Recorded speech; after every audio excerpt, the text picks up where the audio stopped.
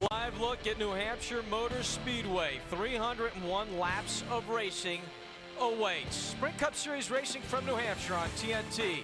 Race number 17 of the season, a season that's seen 10 different drivers head to victory lane. Today, another chapter in the book that is double file restarts. The field set by the rule book because of rain. We're hoping we can hold off the inclement weather and get our whole race in. Now let's send it trackside for today's opening ceremonies. Ladies and gentlemen, please rise and remove your hats as the New Hampshire National Guard All Services Color Guard presents our nation's colors. Remain standing as President and Chief Executive Officer of Motor Racing Outreach, Reverend Billy E. Malden, offers today's invocation. Almighty God, Heavenly Father, we pause once again to thank you for your many blessings. We ask that your hand of protection would be upon our competitors today, the officials. We give you thanks for all that have worked so hard to make this event possible today. As always, we remember our men and women, both at home and abroad, that are serving to protect our freedoms. Watch over, protect them. Father, may your peace and your presence be with us all today. In Christ's name I pray. Amen. Here to perform our national anthem, please welcome the reigning Miss New Hampshire, Lindsey Graham.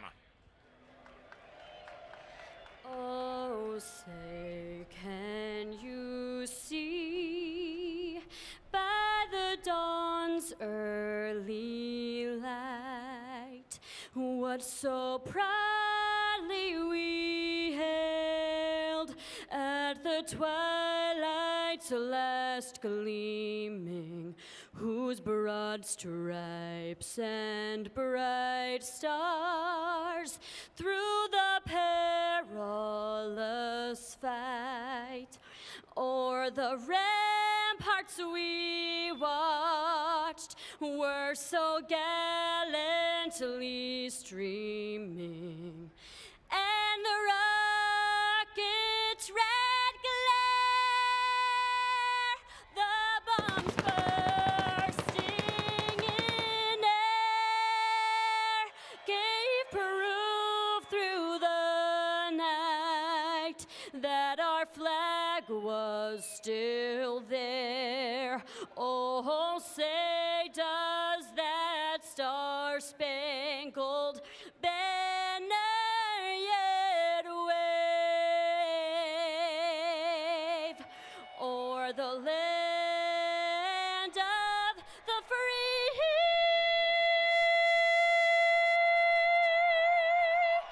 and the home of the brave.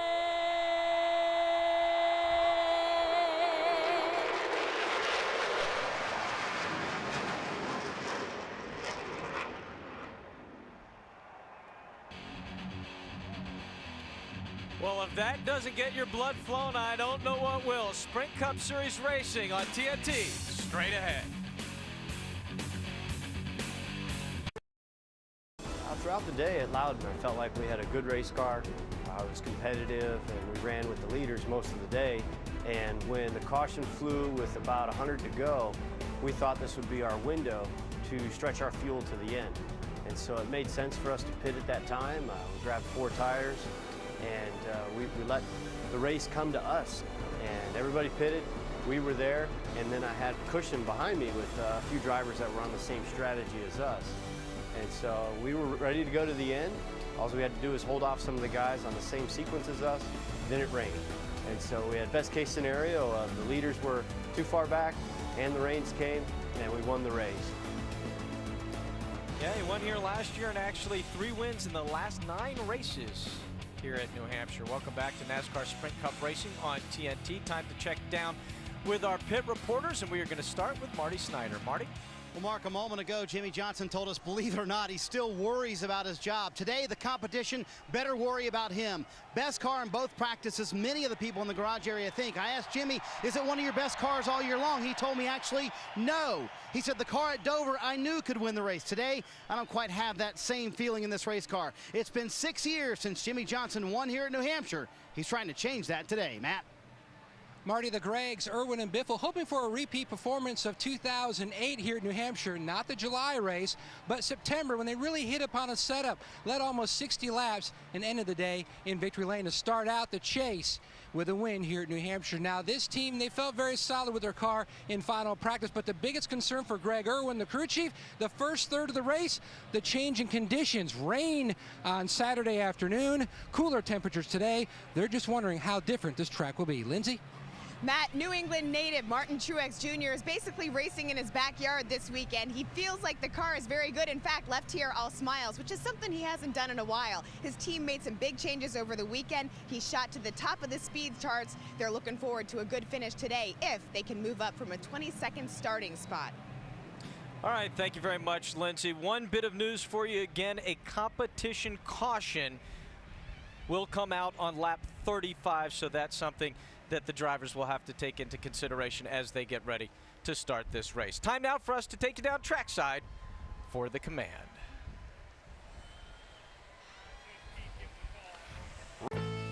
At Toyota, Real Value is offering vehicles that don't use a lot of fuel. In fact, Toyota is the most fuel-efficient car line in Canada. And Real Value means having great products made by Canadians for Canadians. And now get 0% financing and job loss credit protection on select models. Discover the many meanings of Real Value today, tomorrow, and always at your Toyota dealer or visit toyota.ca.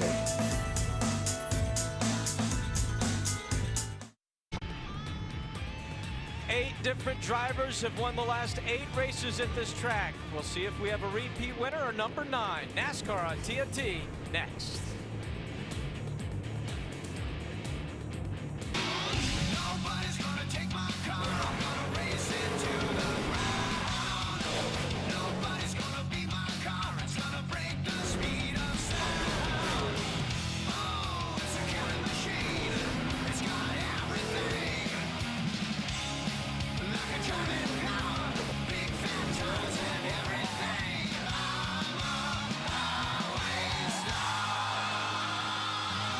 This is loud. They call it the Magic Mile, the New Hampshire Motor Speedway in Loudon, New Hampshire. The 17th round of the NASCAR Sprint Cup Series. Today we're going the extra mile with the Lenox Industrial Tools 301. A little bit of weather in the area here today. Track temperature nice and cool, 68 degrees in the air, 89 out on the racetrack, 84% humidity. The wind 9 miles an hour coming out of the northeast. Hi everybody, Ralph Shaheen alongside Wally Dollenbach and Kyle Petty as we get set to go racing here with you in our TNT Summer Series. You know, the double file restart has been a big part of the storyline this year. It's made things very interesting and it's really added interest for the fans. But today, Wally, the restarts had an added twist. Well, I always thought this was one of those tough places to even start a race because the tires are cold and they drop the air pressure. So usually when they throw the green flag to start a race, turn 1 and turn 2, and even the first couple laps, you're hanging on and you're sliding. So today, they're probably going to do that a lot with the double file restarts. They're going to have to keep going through that. So that's going to definitely throw a twist in it. But this place really, Kyle, is all about track position. And being rained out today in qualifying helped those top 12 guys in points. Yeah, it helped the guys in points, but it hurt a few guys. And I think you talk about track position. When you look at it, you talk about Truex, you talk about Harvick, you talk about Sorensen. These are 3 guys that were in the top 6 in the final practice. And guess where they start? 22nd, 27th, and 25th. That's pretty far back in the pack, and they're going to have to be very, very careful because they've got really good cars, but nobody knows what the track is at this point in time. Well, the cars are rolling out behind us out on the racetrack. Let's take a look at today's starting grid. As we said earlier, due to the rain canceling qualifying today, we will line up according to the NASCAR rule book. That puts Tony Stewart and Jeff Gordon on row 2. Jimmy Johnson, Kurt Busch making up the next row as we work our way back through the field. There you see Carl Edwards in the 99. Kyle, he's going to start in row 3 today. Row 3, and I'm going to try to talk to him. Carl Edwards, this is Cal Petty up in the booth. Can you hear me? Second gear. Carl Edwards, this is Cal Petty in the TNT booth. Can you hear me? I got you, Kyle. Hey, Carl, we've talked about it all during pre-race with the TNT shows, and everybody's got an opinion on it, but you're sitting in a car right now. You've had 3 different days up here of 3 different weather, and now the track's green. What are you looking for in these first few laps? I have no clue, Kyle. I don't know what it's going to do. I hope whatever it does, it suits what Bob did to the Snapline Fusion.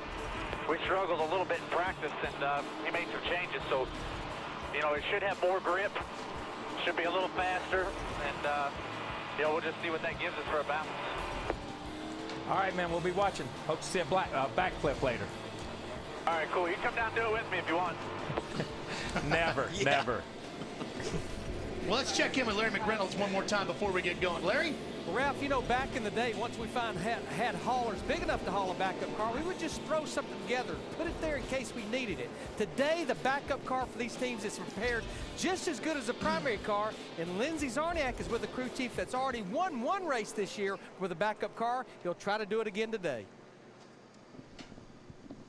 Darian Grubb says that this car is definitely as good as the primary car. Darian, how valuable were those laps that you were able to get on this car in the practices? Those laps were huge for us to go out there and get some time on the racetrack. And I got to get a lot of credit to the guys back at Stewart Haas, the entire Office Depot, Old Spice, and Army team. They worked so hard to make this stuff right. Both cars are just as good as race cars, and we're proud to go out there and try to win this race with it. They've done it before. They'll try to do it again. They know pit strategy today is king.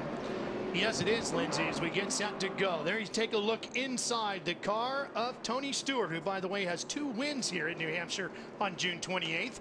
One in the Nationwide Series last year and one in the IRL back in 1998. There's a look at the race analysis. We're going to go that extra mile today as we get set to go green here live on TNT with our Summer Series from Loudon, New Hampshire. It's the Lenox Industrial Tools 301, and we're green.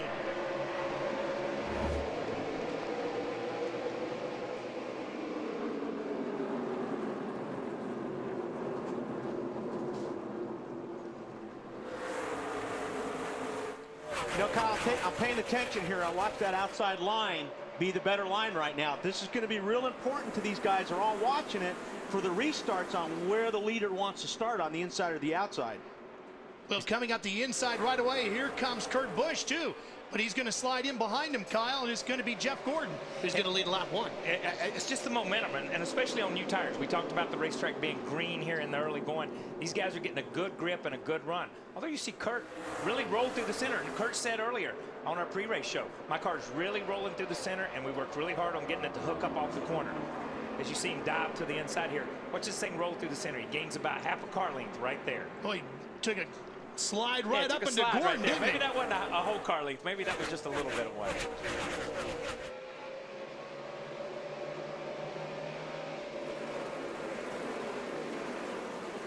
You know, it was a really clean start, though. A lot of times, like Wally talked earlier, low tire pressures, green racetrack, a lot of things going against you.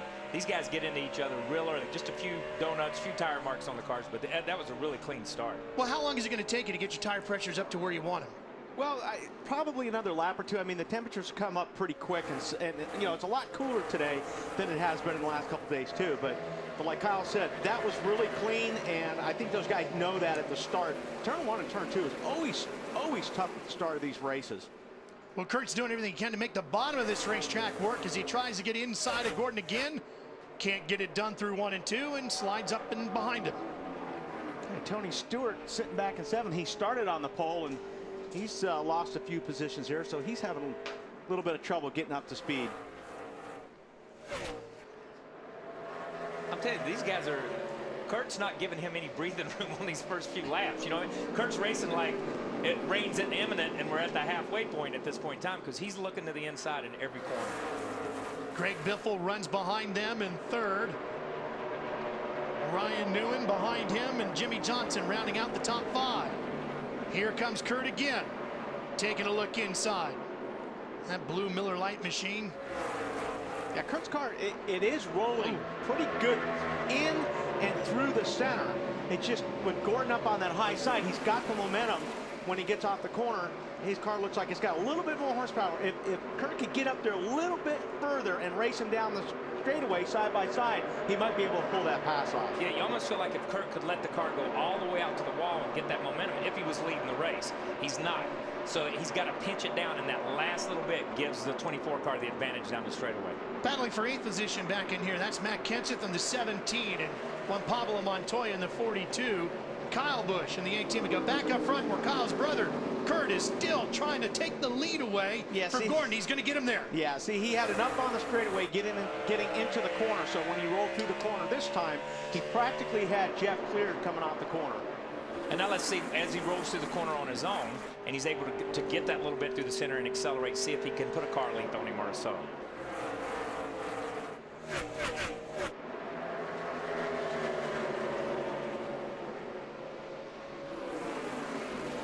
Lindsay, we noticed that Tony Stewart, who started on the pole today, has already slipped back to 7th. Is there a problem with that machine? Tires not up to temp for him right away? They are having an issue, and Tony knows exactly what he wants right now. He's asking for a wedge adjustment of sorts and says when they bring it in, they definitely need to tighten it up. He said it's way too loose. And I did talk to him just before the race, and he said, you know, we feel really good about this car, as you've heard him talk about, but he said it's just going to be a matter of wait and see what we have to adjust on that first stop. And that was a great shot, because if you watch Tony going through the corners there, all you have to do is watch his left front tire. And when that tire goes right to left or right to left, that's a loose race car most of the time. Yeah, when, like Wally said, when that guy's waving at you with that left front tire, you're in the infield, he's not saying how you do. He's saying, man, this thing is out of control. It's just jumping out front. And you know, these guys, they talk about, they practiced in so many different types of weather. The racetrack is green. There's no rubber on the racetrack right now for these guys to get a hold. So some of these guys are a little bit free. As the racetrack tightens up, the racetrack will come to them. That's a battle for 5th that we're watching there. Newman holds that position. Carl Edwards in the 99 trying to take it away from him. And Stewart, you know, he dropped from 1st to 7th in just 3 laps. Yeah, and this is one of those places where, you know, if it does go green and you haven't hit the setup right off the bat, the way the double file restarts are now, if you go a lap down, you're pretty much history on this place. It's going to be really hard to make that up unless you get the lucky dollar. Well, Tony's trying to get going again. He's trying to catch up to the backside of Carl Edwards here. You can see that 14 coming into the picture, and he's taking Montoya right along with him. As Edwards tries to look inside of Newman, can't do it through the corners and moves up in behind him. There's Denny Hamlin in the number 11, Matt. Right now, he sits in 14th. Started 7th, he's faded 7 spots, and his complaint, like a few others early on here, Rob, is the car just absolutely no grip. In fact, chattering the right rear, and that's something that we've really heard consistent from a lot of different teams since they repaved this track a couple of years ago. Right now, he's just trying to hold on to that competition caution, lap 35. Back to the front of the field we go. Kurt Busch continuing to lead here. 12 of the 301 laps completed already here at the Magic Mile. Stay with us. We'll be back more live here on TNT.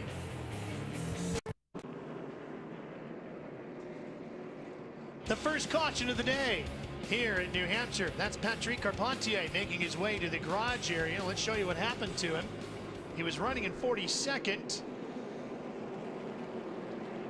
Right there at the right behind the 6 car, David Reagan. Whoa! Oh man, did he run it into you? Wow. That looked like a brake problem, because I know he didn't intentionally try to run in that deep. No. Not this early in the race either. And being in the position he was in the racetrack, he had nothing behind him, plenty of room in front of him. Pole sitter here just a year ago. Yeah, that was that's a tough way to come back. Mechanical there. Well, now they had planned on the competition yellow at lap 35. And we get our first one here now with 16 laps complete. Probably came out about a lap or so ago. Pits are open. We see a taker. Yeah, Tony Stewart. So he's going to make that adjustment. And obviously some of those guys towards the back are going to come in. Now they can only change tires on this pit stop. They cannot fuel. Well, let's check in with Lindsay Zarniak. Lindsay.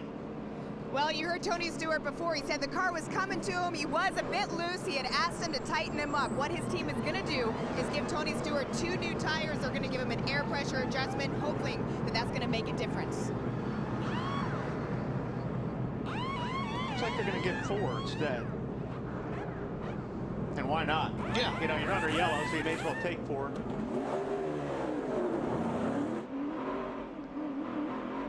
Dale Earnhardt Jr. got some service as well as he tucks in behind him. Kurt Busch continues to lead. Okay, now it'll be interesting to see which side Kurt takes here on this restart. Well, and this is what you were talking about at the beginning of the show, too, where the restarts might be interesting because those air pressures all start to go back. Yeah, well, now the pressures are up, so that won't be as much of an issue. It's really when these guys all come in and change tires, it's like starting the race all over again. But a lot of these guys have been out there, so their temperature's up, so it's going to be a little bit better on the restart. I don't know what you think, Kyle. I think he's going to take the outside, don't you? I would think after watching the last one and not wanting to he could not get the outside up off the corner. But, I mean, it looks like he took the inside. Yep. I think I would have tried the outside this early in the race. I think I would have probably given him that, but that's why I'm in the booth and not out there. Well, here's today's Aflac trivia question. How many drivers have led every lap of a Cup race? Well, I know one. Because I was in it. Yeah. You never changed much that day, did it? No, I saw the same bumper the whole race. Well, here's your answer. The last driver to do it, Jeff Burton at Loudon here in September 2000. He led all 300 laps. And that's because we had restrictor plates on those cars. Yeah, remember that? Yeah, that was ugly. awful. That was ugly that day. It was like I said, I saw the same car all day long. Everybody did. Nobody passed anybody unless somebody went down pit road. Yeah, well, I was on pit road that day. Didn't change much down there either. By the way, the 55 gets a penalty. He goes to the tail end of the line too fast down pit lane. So there's a look at Michael Waltrip. Now, the one thing Kurt does have going for him here is that he gets to start the race. So if he can get that little bit of a jump, if he can beat Jeff Gordon halfway into turn one and his car still rolling as good through the center, he's got it. Pretty even start, though. Jeff Gordon's right there.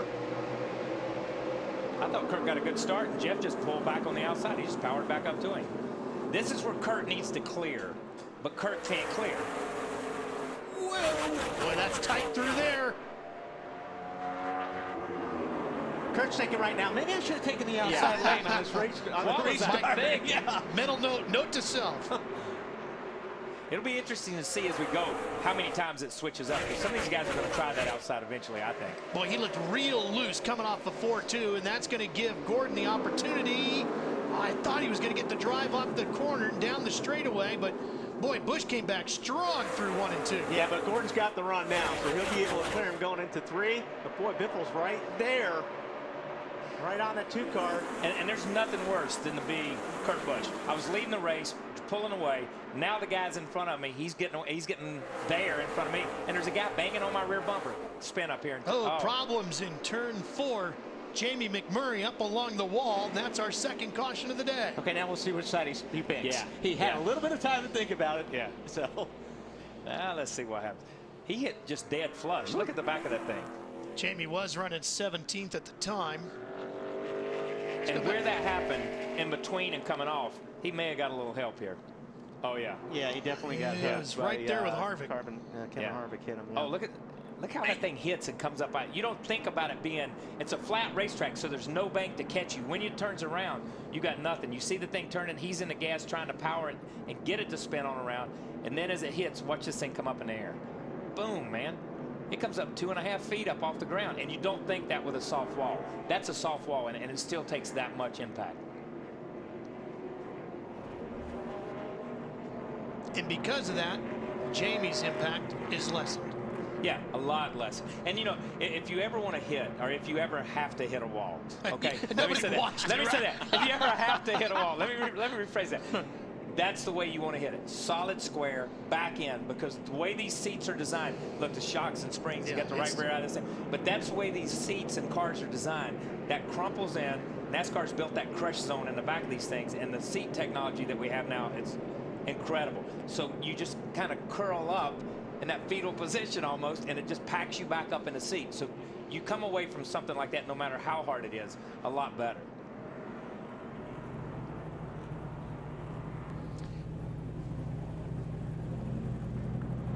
Before we totally hang all of this on Kevin Harvick, let's go back and look at this one more time and see. Yeah, the right rear was flat there when he came down into the pits. Let's see. But I think Kevin, look at the bottom line. Kevin, He got and look, that is strictly racing, and that is strictly racing. No, not here, it doesn't. Yeah, Kevin just went in, and the car skates up just a little bit. I don't think that's this junior's view. But Kevin definitely slid up. Harvick did slide up the racetrack quite a bit there. And that angle really showed that Kevin picked up a slide there. Yeah, we had a question a couple of weeks ago. Why do they put marks on the racetrack? They put marks on the racetrack so people like us can see when cars slide up the racetrack. We count the marks as they go up. Denny Hamlin's in and Matt is there. Mike Ford calling the shots on the 11, making a wedge adjustment. Also air pressure change. Denny started 7th but faded quickly. His car was really, really loose on that run, trying to tighten it up here, and he's away. Also pulled the spring rubber. You know, I'm going to tell you, pulling the spring rubber and doing some of the stuff these guys are doing this early in the race with no rubber on the racetrack's going to change. But you know the thing is too there now he did that, he did 4. Now when they come back in and can fuel, he can only, if he needs to, only can take 2. Yes, he's going to get a lot of track position on the next pit point. He can stop. pick up some. Yeah. But you know, these guys are making big changes. When you talk about Tony coming in and making some chassis changes, we're what, 23 laps into a race on a green racetrack. They're going to put rubber down. The racetrack's going to change no matter what. And these guys are making big. By pulling the rubber out later in the race, you might want that thing back. Marty, what do you have for us on Kevin Harvick's car? Well, just to put a button on what happened with Jamie McMurray out on the racetrack. Harvick did, through a spotter, to apologize to McMurray. Of course, the McMurray spotter didn't believe him, but he said he got too loose when he went into the corner. Completely a racing incident. No intention there at all. And you guys are right, Kyle. A lot of guys, Jimmy Johnson's calling it tiptoeing out there right now. There's no rubber down the racetrack. Earlier, they were on low air pressure, so everybody's kind of taking it easy early in the race here. So Jeff took the inside. Yeah. And that Jeff must just plan on powering right by him, because I would have thought Jeff saw what happened to the 2 car to Kurt Busch and say, okay, I'm going to do this to you again. Well, here's some Coors Light cold hard facts. Tony Stewart and Jimmy Johnson have each won 5 times when qualifying has been canceled. 8 different drivers have won the last 8 New Hampshire races. The worst start by a Loudon winner, 38th, Jeff Burton back in July 1999. Getting ready to go back to green. Jeff Gordon on the inside, Kurt Busch on the outside. These starts have been pretty good. Yeah. The starts and the restart. And this one, a lot of people go to school on this one because they saw what the 2 car did on the inside last time. Now they're going to have to see what the 24 car. And if the 24 car can get a grip and get away from him, it's all out the window. Then people are just going to pick and choose at wheel. Back to green here in Loudon. Boy, 24 got a big start right there. Huge jump. Yeah, he got a great start, unlike before. Yeah. And look, comes up and takes Kurt's line straight away from him. So Kurt's got no shot of driving around him on the outside. Biffle's trying to come right up the inside. It opened the door for the 16. I thought he was going to get a drive too. But that's what you're counting on when you make the start. If you're counting on being able to jump that little bit just to clear the other guys. You know, Biffle wasn't that great coming off the corner, but he sure was good going into it. Do you see how deep he drove it? Look how he slides coming up off the corner. And even more contact deeper in the field. The 9 car, Casey Kane. Look at the side of the 83. He's walled that already. Yeah, and that may have been part of it. He may have bounced off the wall when we talked. Oh, big problems here too. The 44 is around. No caution yet. No caution yet. A.J. Allmendinger.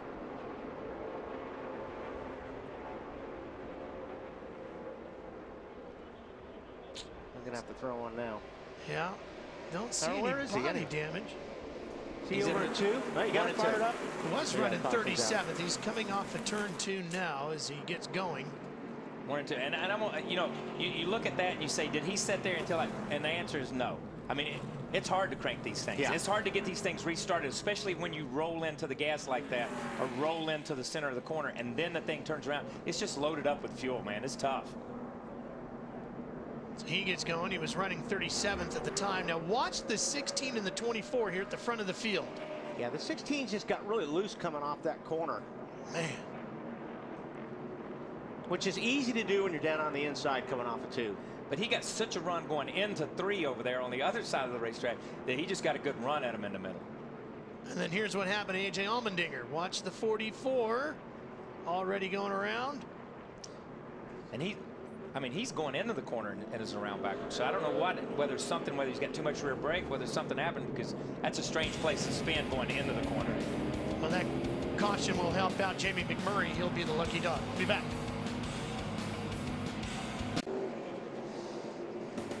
Welcome back to Loud, New Hampshire. Getting close to getting this one back underway. Fans Off Track with Tony Stewart, presented by Armor All, is an exclusive video series that puts you behind the scenes with racing superstar Tony Stewart. To watch now, go to NASCAR.com/ArmorAll.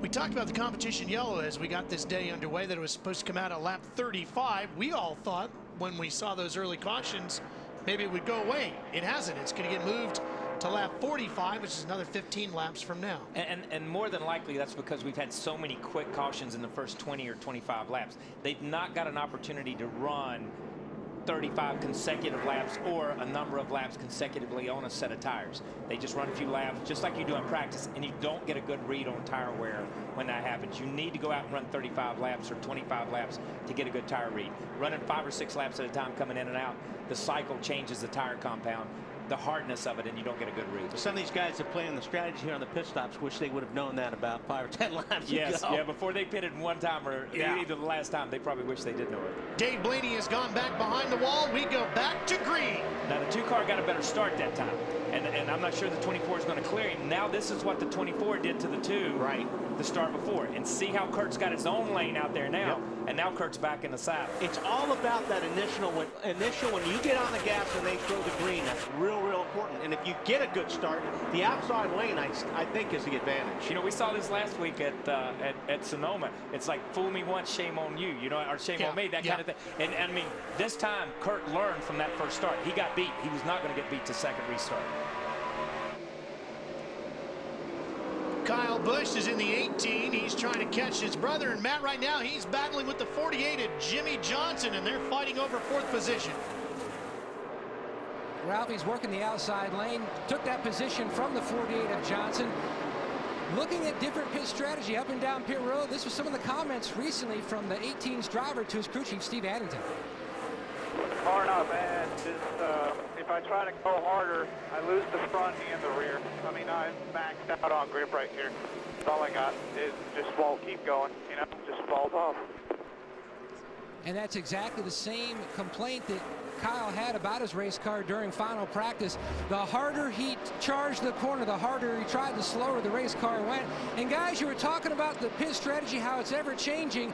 A lot of teams up and down the road, they were just going to go fuel only because of the window changing, but now we're at lap 45. Yeah, that definitely changes things. I'll tell you, one guy is charging the corners is the 16 car. I mean, he is driving it down into those corners right now. Yeah, he's stuffing it in there. While Matt was talking, you see the 18 and the 48 racing, and all of a sudden the 48 looks out his left side window and is like, who is that guy that just put that slide move on me? Larry boy Kyle Busch is really charging hard here. I'm having a little trouble getting to Larry as we were watching Kyle Busch and, of course, Greg Biffle in the 16. And don't forget, Kyle won the Nationwide Series race just yesterday here. I was getting ready to say, when you said Kyle won the Nationwide, which Nationwide Series race? He wins all the Nationwide. It seemed like forever, you know what I mean? But I'm telling you, man, that was just 3 laps ago. We saw the 3 cars you see in the first part of this picture, the 16, the 18, and the 48, neck and neck, side by side.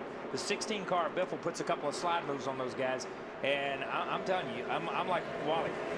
He's not backing up the corner at all, man. Well, and nobody's ever won the sweep of the weekend here in New Hampshire either.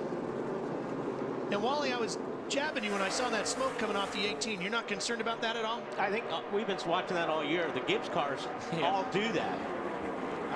They look like they're diesels. Yeah, it's like pixie dust. I don't know what it's something magic. Those cars do it. I mean, Wally's right. I mean, I can't tell you how many times we, and I'm sure people at home, just takes your breath. You see them go into the corner on the monitor here, and stuff just rolls out from under their car, and then they power up, shoots a flame out, and they head off down the straightaway again. And I mean, it takes your breath every time until you get used to it. Back to the front of the field, Kyle's brother Kurt continuing the lead here. He's led 18 laps. We'll be right back.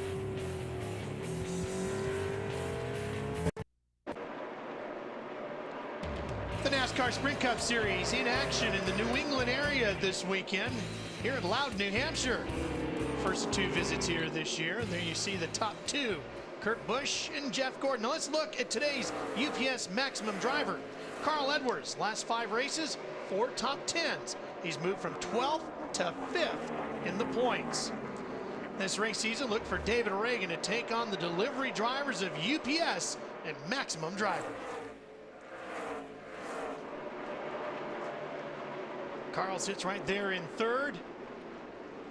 And we're getting close to our competition caution. Supposed to be coming out in lap should 45. be coming out next lap here. It's going to be real interesting to see what some of these guys do that came in and just took 4 tires about 10 laps ago.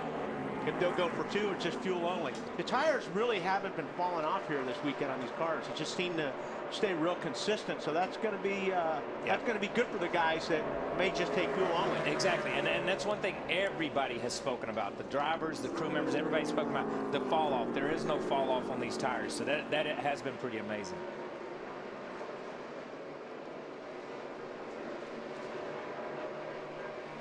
Looking for that competition caution. And there it is. One car that had done really well in that last restart, by the way, was Tony Stewart. He climbed 5 spots up to 14th, so he'd been sliding back. There you see the Office Depot entry. I think him and Harvick and some of these other guys may put themselves in really good track position right now if they stay on their tires. Gained a handful of spots on the track, and now we'll see if the caution can help him pick up a few more with track position here.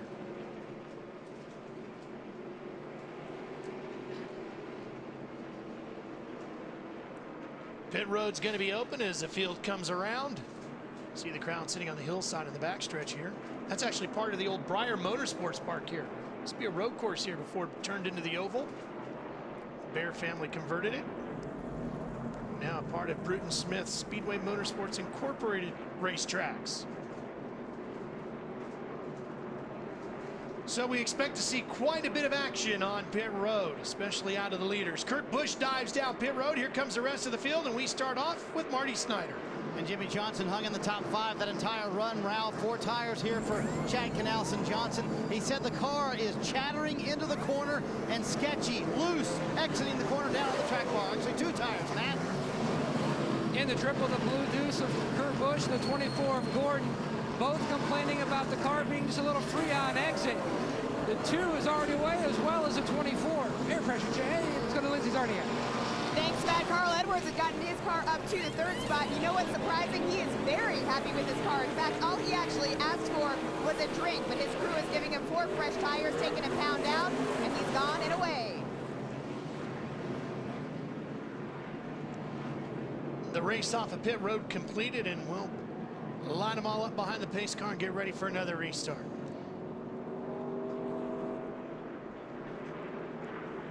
It looks like a fairly wide pit stop, but pit area, but sometimes, boy, looks can be deceiving. Look at this. Wow. Wow. He got him. Yeah, he did. And that's, you know, those guys on pit road. He just got.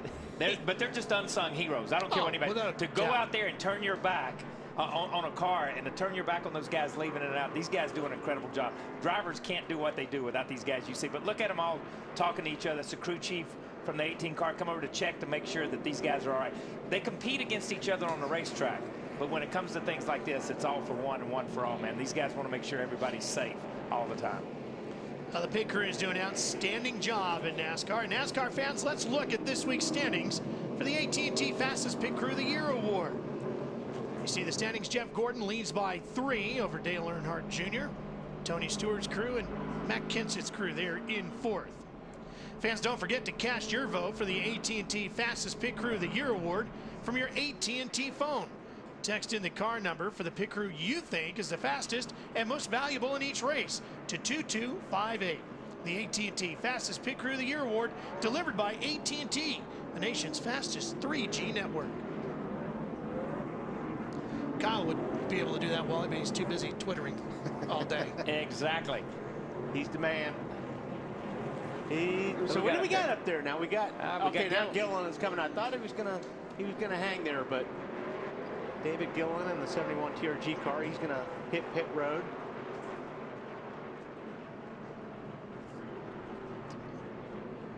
There goes Gillen. Well, let's try to touch base with Larry Mack. Well, no, we're going to go green. Now Trying to get to you. Yeah, this was 2 Hendricks cars in a drag race down the front stretch. So now let's see equal to equal. And Jimmy just powers up and gets on and clears it. You know what I mean? Before we didn't see that when Kurt was up there. You know, he struggled. Kurt struggled one time on the inside. The 24 of Gordon struggled one time on the inside, but Jimmy hooks up. Ooh. Hey guys, what David Gilliland did in that 71 car threw Jeff Gordon a huge curveball. When you get the one to go, it's the leader's choice. David Gilliland was the leader. He was on the inside. That forced Gordon to the outside, and then he pulls on the pit road as they're coming to the green flag, and that pushed the 48 car right up there to the inside of the front row. That's another thing we didn't think about either. That's a completely, there's nothing you can do about that. You can't count on that one way or the other. But at least they're teammates and they play nice. Yeah. Right now. And we've got 300 cars in the top 5 right now, too. Jimmy Johnson, Jeff Gordon, and here comes Mark Martin in the number 5 on the inside of Biffle as we go into 1. And I'm going to tell you, these guys are running. You see Mark, that's down there on fresh asphalt. There's not a lot of people been running down there. And as the track rubbers up, you'll see these guys start to surge. And they'll get below that yellow line a lot of times going in and coming off the corner. Marty, a flat 1 mile oval this week. Pretty good racetrack for Mark Martin this year. Always a good racetrack for Mark Martin here at New Hampshire. Same cars we mentioned earlier that he dominated with at Phoenix. He was very excited about this race.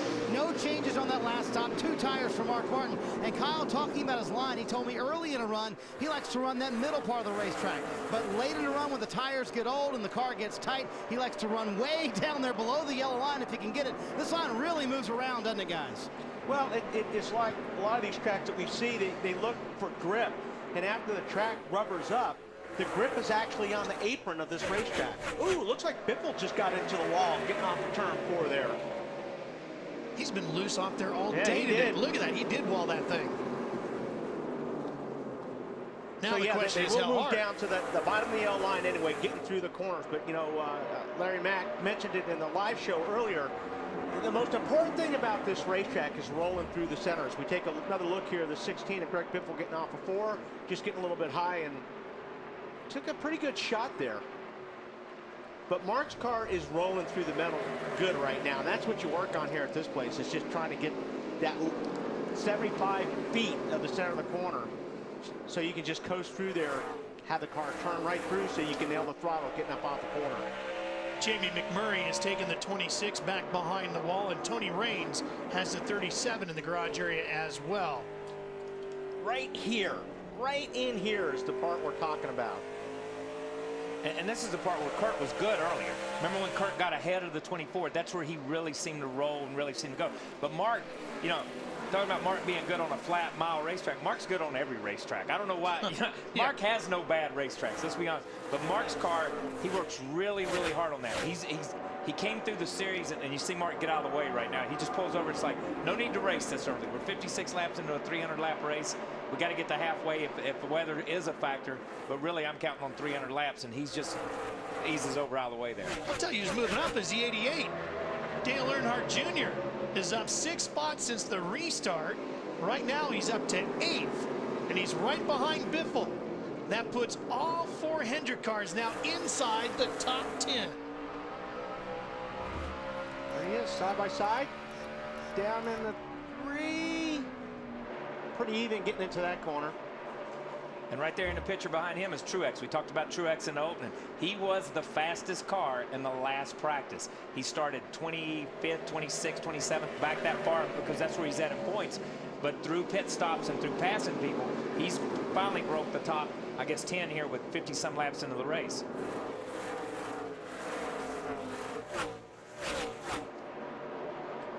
So Junior is charging up towards the front, and currently at the point is that man, the number 48 of Jimmy Johnson.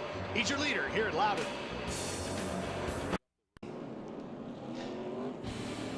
Back to Loudon and back under caution. This is the 5th caution of the day here.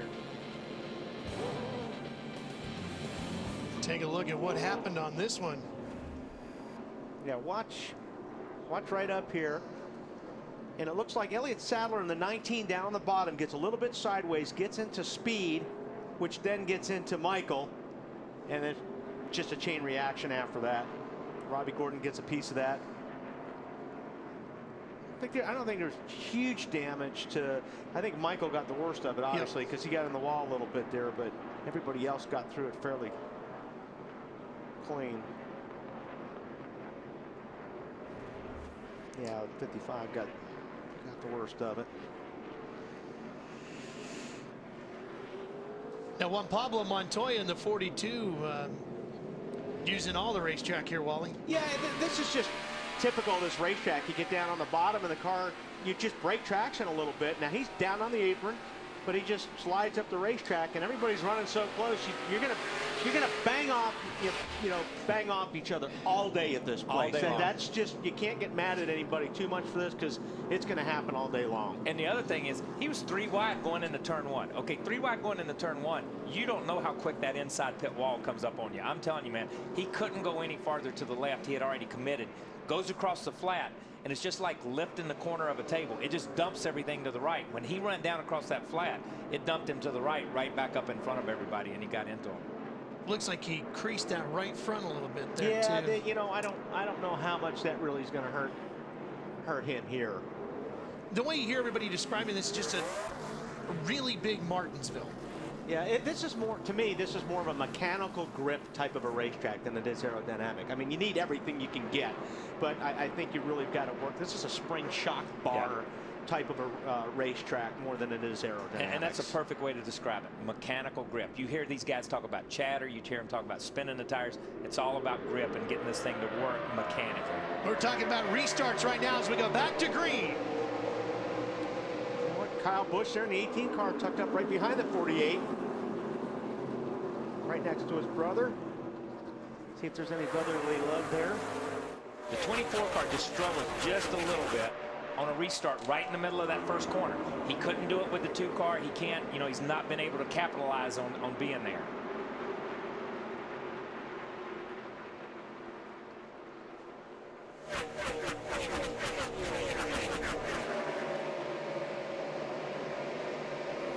Kyle Busch trying to get inside of Jeff Gordon. Brother Kurt trying to figure out which one to follow. And A.J. Allmendinger has gone to the garage as well in the 44. Comes to Tony Stewart on the inside. Gets by the 2 car of Kurt Busch. He's sitting in the 4th spot right there. Boy, so Tony looks like he's got that thing figured out handling-wise. Tony rolled in the middle of that corner right up behind that 18 car. Really, really smooth, and was right down on the line when he rolled in there. Lindsay, how happy are they now with the setup on that 14? I would say pretty happy. All smiles in that bunch right now. Tony on the radio is saying, it's okay. Center is okay. I'm still struggling a little bit, but on their last stop, they did get 2 tires, and they've obviously earned back some of that track position that he's trying to chip away at, Ralph. Wow, that thing. Well, he got in pretty hard there. It was kind of like, you better get out of my way on that one. There was nothing with rolling through the corner. Yeah, that's a Biffle move right there. That's, okay, here's my right rear corner. Look at it. Boom, it's right up at you. But right here, you see right in the middle of the corner, I'm telling you, Tony, on these tires after this restart, he's found something right down straddling that dotted line or that first line up. We're right in the middle of the corner, but I'm telling you, he charged into turn 3 there a minute ago. Right here, you see him working that left front though, man. He worked it right there. Yeah, that car looks really good right there. And at the beginning of the race, he was headed the other way, about this fast. You know what I mean? I mean, they dropped the green flag, and he went from pole position to 7th or 8th. In 3 laps? Yeah, within the first 3 or 4 laps of the race. Now you get a look at Tony working it. Yeah, but interesting to see what that driver shot looks like. Looks like he's working that brake bias right there. So he's trying to find some balance in the brakes. You got to be careful here not to have too much front brake, because you'll lock up the left front going into the corner, especially in turn 3. So that's what he was reaching up there on the dashboard, was trying to just work the balance a little bit. But it looked like he gave it a pretty good twist. Yeah. I mean, how much you gotta give those tweaking things a pretty good twist these days. I mean, you almost got to go a full turn for it to make any difference on the bias. And it just turns a bolt that runs across the brake pedal, basically, and works both master cylinders. You have a front master cylinder and you have a rear master cylinder. And a lot of these guys on sticker tires and on cold tires, you don't mind having a little bit of rear brake, because the tires are going to hold you. It's not going to really upset you that bad. as you get going and you lose some of that and you want the car to be a little bit more comfortable, they'll crank a little bit back to the front and rear. And these guys will move the brake bys all day long. They'll move it on cold tires. They'll move it on hot tires. It really is driver preference. That is driver feel. 11 of the 28 New Hampshire races have been won by drivers running in positions 1 through 5. There you see them. We'll be back.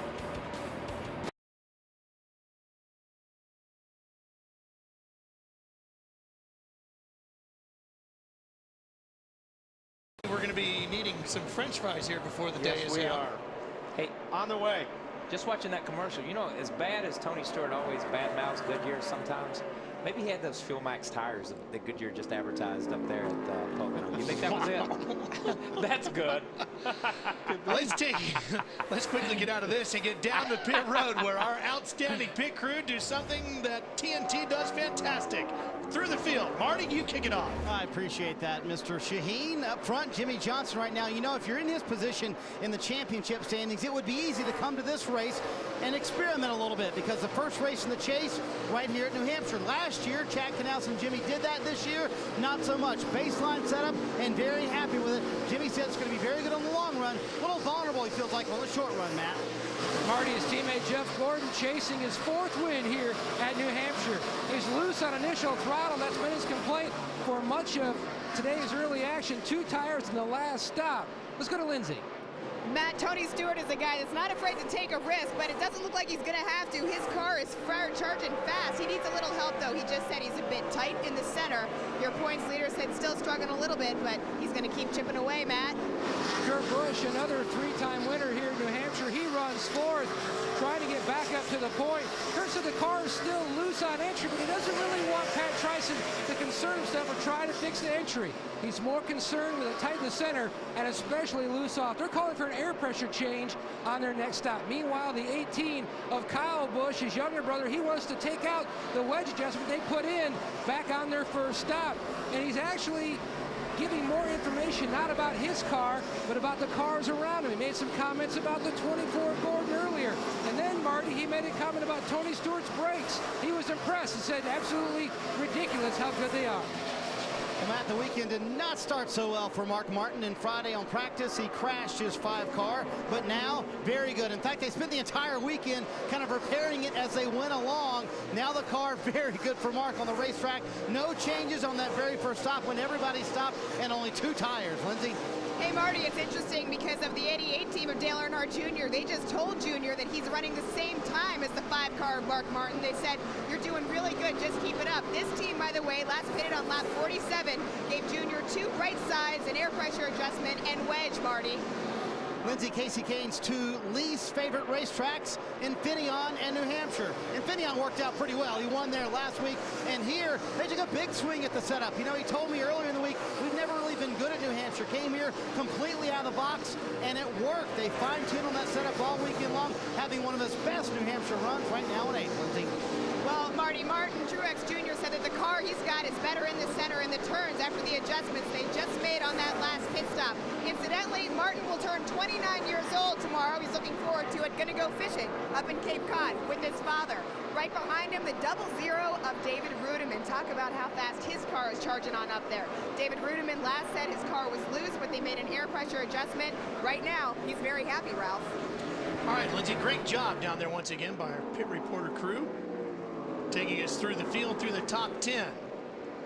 As we watch the 00 of David Rudiman working around the backside of Martin Truex. Larry, let's talk a little bit about this brake bias. Yeah, we were watching Tony Stewart a while ago adjust that brake bias. It's one of the only adjustments that a driver can actually make from inside the cockpit of the car. What the car has is actually 2 different master cylinders. One for the front and one from the rear. And when we set the bias, we normally set it with about 100 more PSI to the front. But the driver has this adjustment knob. This is exactly what you saw Tony Stewart adjusting on. And you almost treat the entrance of the corner here like a road course, because the car wants to shove the nose, slide the front wheels, get in the corner. You want to put just as much rear brake as you possibly can stand without being loose. Another thing that these drivers will do when you have fresh tires and you have a full load of fuel in the car wants to be loose. You'll crank some front brake into it. As you start to wear the tires, you start to burn the load of fuel off, the gain starts gaining nose weight, that's when they'll start cranking rear brake into it. And you'll normally do it maybe in quarter to half turns, which can make a huge difference when you put the brake on. Yeah, and another thing too is if you find out you're abusing the brakes, say you've got too much front brake and those rotors are hot and you have to balance your brake temperatures by using that brake bias as well. David Stremme in the 12 might not have his brake bias right where he wants. Let's see how his car is handling. Watch the 12.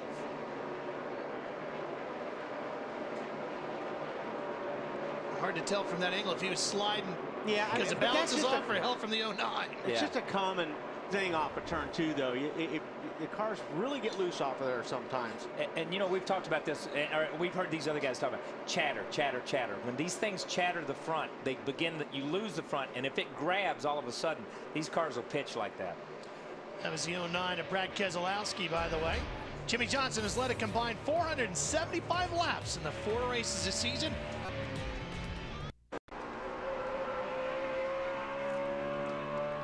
Fans, do you want more TNT coverage? The Coke Zero in-car camera on Race Buddy lets you vote for and ride shotgun with Coca-Cola Racing family drivers. Check out the Coke Zero in-car camera on NASCAR.com's Race Buddy. Cast your vote now. Jimmie Johnson continuing to lead. In fact, he has now passed Kyle Busch for the most laps led so far this season. These guys are just so darn good. Yeah. I mean, it's just like, and everybody's got to step up their game to catch the 48, but the problem is the 48 keep moving their game forward. And that's what earlier we heard one of the guys say from pit road, you know, it was like, okay, this is the first race in the chase. Last year they came up here, they experimented in this race. This time they just came back with their basic setup to say, we're going to race. If this is their basic setup, I'd hate to see what their trick stuff was like. You know what I mean? When they really give it a try. Yeah, when they're really getting out of the box. Well, speaking of out of the box, Larry has gotten his calculator out of the box. How we doing, Larry? We're 95 laps of 301 already. Well, Marty Schneider and I were just talking at break. What I'm seeing here is all of our leaders pitted on lap 47. And then we had 18 of those leaders that actually stayed out on that caution at lap 60. So when you look at those guys that pitted on lap 47, we're not that far from those guys having to make a green flag pit stop. Remember, our fuel window is about 70 to 75 laps. So somewhere here in about the next 20 laps, should we not get a caution, they'll have to pit. But this guy right here, Marty, I think he's the guy in the catbird seat, Juan Pablo Montoya. Exactly right. He is ahead of those guys who pitted on lap 61. And you never want to be Chad Canals having to tell Jimmie Johnson, hey, bud, we got to pit in about 30 laps. And guess what? There's about 10 cars that don't have to pit. That window, as you said, Larry Max, about 20 laps. So they're hoping the caution doesn't fall. If you're Jimmie Johnson and those guys, doesn't fall on that 20 laps so they don't get caught all sequence here. But Juan Pablo Montoya, Kevin Harvick, Greg Biffle, guys like that, they could be in a very good position. Well, we've had 5 cautions so far today for 16 laps. Yeah, not only off sequence, but you could be putting a lap down. And I said earlier, if you go a lap down on this racetrack and there's a bunch of guys a lap down, you're in big trouble. Yeah, that's the deal, is the lap down part. You're exactly right. When you get caught off sequence, and we've seen it at this place, you see it at short tracks. And this place races like a short track, even though it's a mile racetrack. You know, everybody wants to compare it to Martinsville. Everybody wants to compare it to places like that. But strategy and a lot of things that go on during the race, you compare it and you race it like a short track. So, you know, you make that pit strategy, you're 10 or 15 laps off, you're holding your breath for 10 or 15 laps. That's a quarter of a run. Yeah. That's not for a few laps. That's a quarter of a run. This is a battle for 10th we're watching right here. Martin Truex holds that position in the green number 1. Jeff Burton there in the 31 car. He has a lot of success at this racetrack. He's really good at this place. He, you know, one of those places he really looks forward to coming to. But that was a good shot because you saw the racetrack is putting down some rubber, yeah, and it's widening out. You saw how wide they were coming out. They run 2 totally different lines through there. Right there you can see the rubber. That's really, it's not only building up, but it's ball. You know, little chunks of rubber out there on a racetrack. And when you hit that, it's slippery. Yeah, those are the proverbial marbles. When you get out there, yeah, you just get on top of them and roll, and that's the way it is. It's like just stepping on marbles that are laying on hardwood floor. It just jumps out from under you. And then actually moves the line down. We talked about it earlier. Then he sees these guys starting to go down below, you know, on the apron, looking for that grip. This battle here is back in 17th with Brian Vickers and Denny Hamlin. Hamlin's in the FedEx number 11. Vickers, we had seen him scuff the wall on the right side of that 83. Yeah, I'm not sure I would even consider that a scuff. Yeah. He hit the wall. Look at that. I mean, and that was early in the race, you know what I mean? But obviously, it's not really affected the car terribly at this point. I think if you hit it that way, if you wall it flat, you know, you don't want to jack the rear end out of shape. You don't want to get in the wall with your right rear. At an angle. At an angle. If you just wall it flat, then it's not so bad. You don't mess up your suspension. Seems to be working okay for now. Working great for Jimmy Johnson. He continues to lead here at lap. Get this and more with NASCAR.com's Race View. Now for half the price. Check it out at NASCAR.com/RaceView. That's what it looks like in real pictures. You're on board with Clint Boyer. He's trying to catch Matt Kenseth just in front of him. 48's in some traffic right now. He's Wow. been lapping a lot of guys. And ugly traffic at that. Ugly traffic. One sliding one way and one sliding the other way, the 09 and the 6. And they, you know, and they are working hard to try to not get lapped. That 09 is Brad Keselowski too, and the 6 is David Reagan. And like Wally said, these guys are working really hard. These guys are driving twice as hard as Jimmy Johnson is. Okay, they're driving to stay on the lead lap. They're driving to stay in contention, and they're driving. The cars are just not driving properly. They're left, they're right, they're loose. They can't get it to hook up.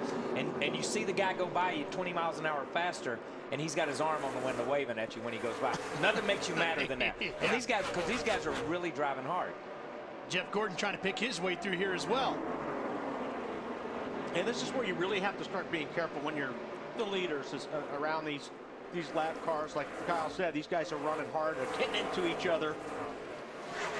And you know, you're coming up through here, and we're watching this. You're watching the 48, you're watching the 24. They're passing the 09, the 6. And right there behind them is the 19. Now, these guys get all bunched up, and they're racing for the lucky dog. Well, so that makes it so there's 2 races going on here right around the leader all of a sudden. Yeah, and they're battling for position. They're fighting over 30th, 31st, and 32nd right now. Kurt Busch right there, the 3rd spot, picking his way through. And you can make up, or I mean, you have an opportunity, especially if the traffic plays it towards your advantage. You can make up a lot of time on a guy. And it's almost better to be the 2nd car than the 1st place car. Because now once those lap cars get passed by the leader, now they're looking for the rest of the guys that are coming also. Yeah, and once they go that lap down, they concede it. You concede in your mind. You know how it is. You're driving and you get lapped and it's like, okay, now I'm a lap down. So the 2nd and 3rd place guy, I'm still a lap down. They can pass me, but I'm still a lap down. But it's that 1st guy you really try to hold off. So when you're running 2nd or 3rd, a lot of times, like Wally says, it's more of an open door policy when you get there. The 1st guy gets there, it's a closed door. You got to knock it down. They're going to run you a little bit harder if you're leading.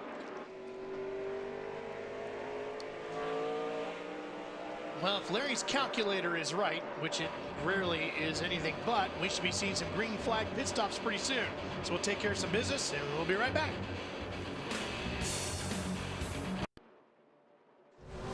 Moments that change the game, brought to you by Viagra. Kurt Busch swept both races at Loudon in 2004. In July, he led the last 67 laps, and then in September, he took the lead for good on lap 265. Then last June, he won here again, staying on the track at lap 275 when others came in for a caution. The race was red flagged on lap 284 due to rain. Well, it looks like Larry McReynolds' calculator was correct as we see our 1st car venturing down pit road. There he is, the 1, Lindsay. Well, we talked about Martin Truex Jr. before. Lap 45, they brought him in, did an air pressure adjustment, gave him 2 tires. Martin says right now the car is better in the center of the turns after that last adjustment they made. You can see them there. They gave him 4 tires, also making another adjustment to make him feel even better, guys. So the door is open now. We'll start to see how many and when they need to come in as Jimmy Johnson continues to slice his way through traffic, bringing his teammate Jeff Gordon along with him. Kurt Busch continues to run in 3rd. Tony Stewart holding position in 4th. Kyle Busch in 5th. Dale Earnhardt Jr. is up to 7th, and he's the only car in the top 10 right now who is in the top 9, actually, who is yet to win this year.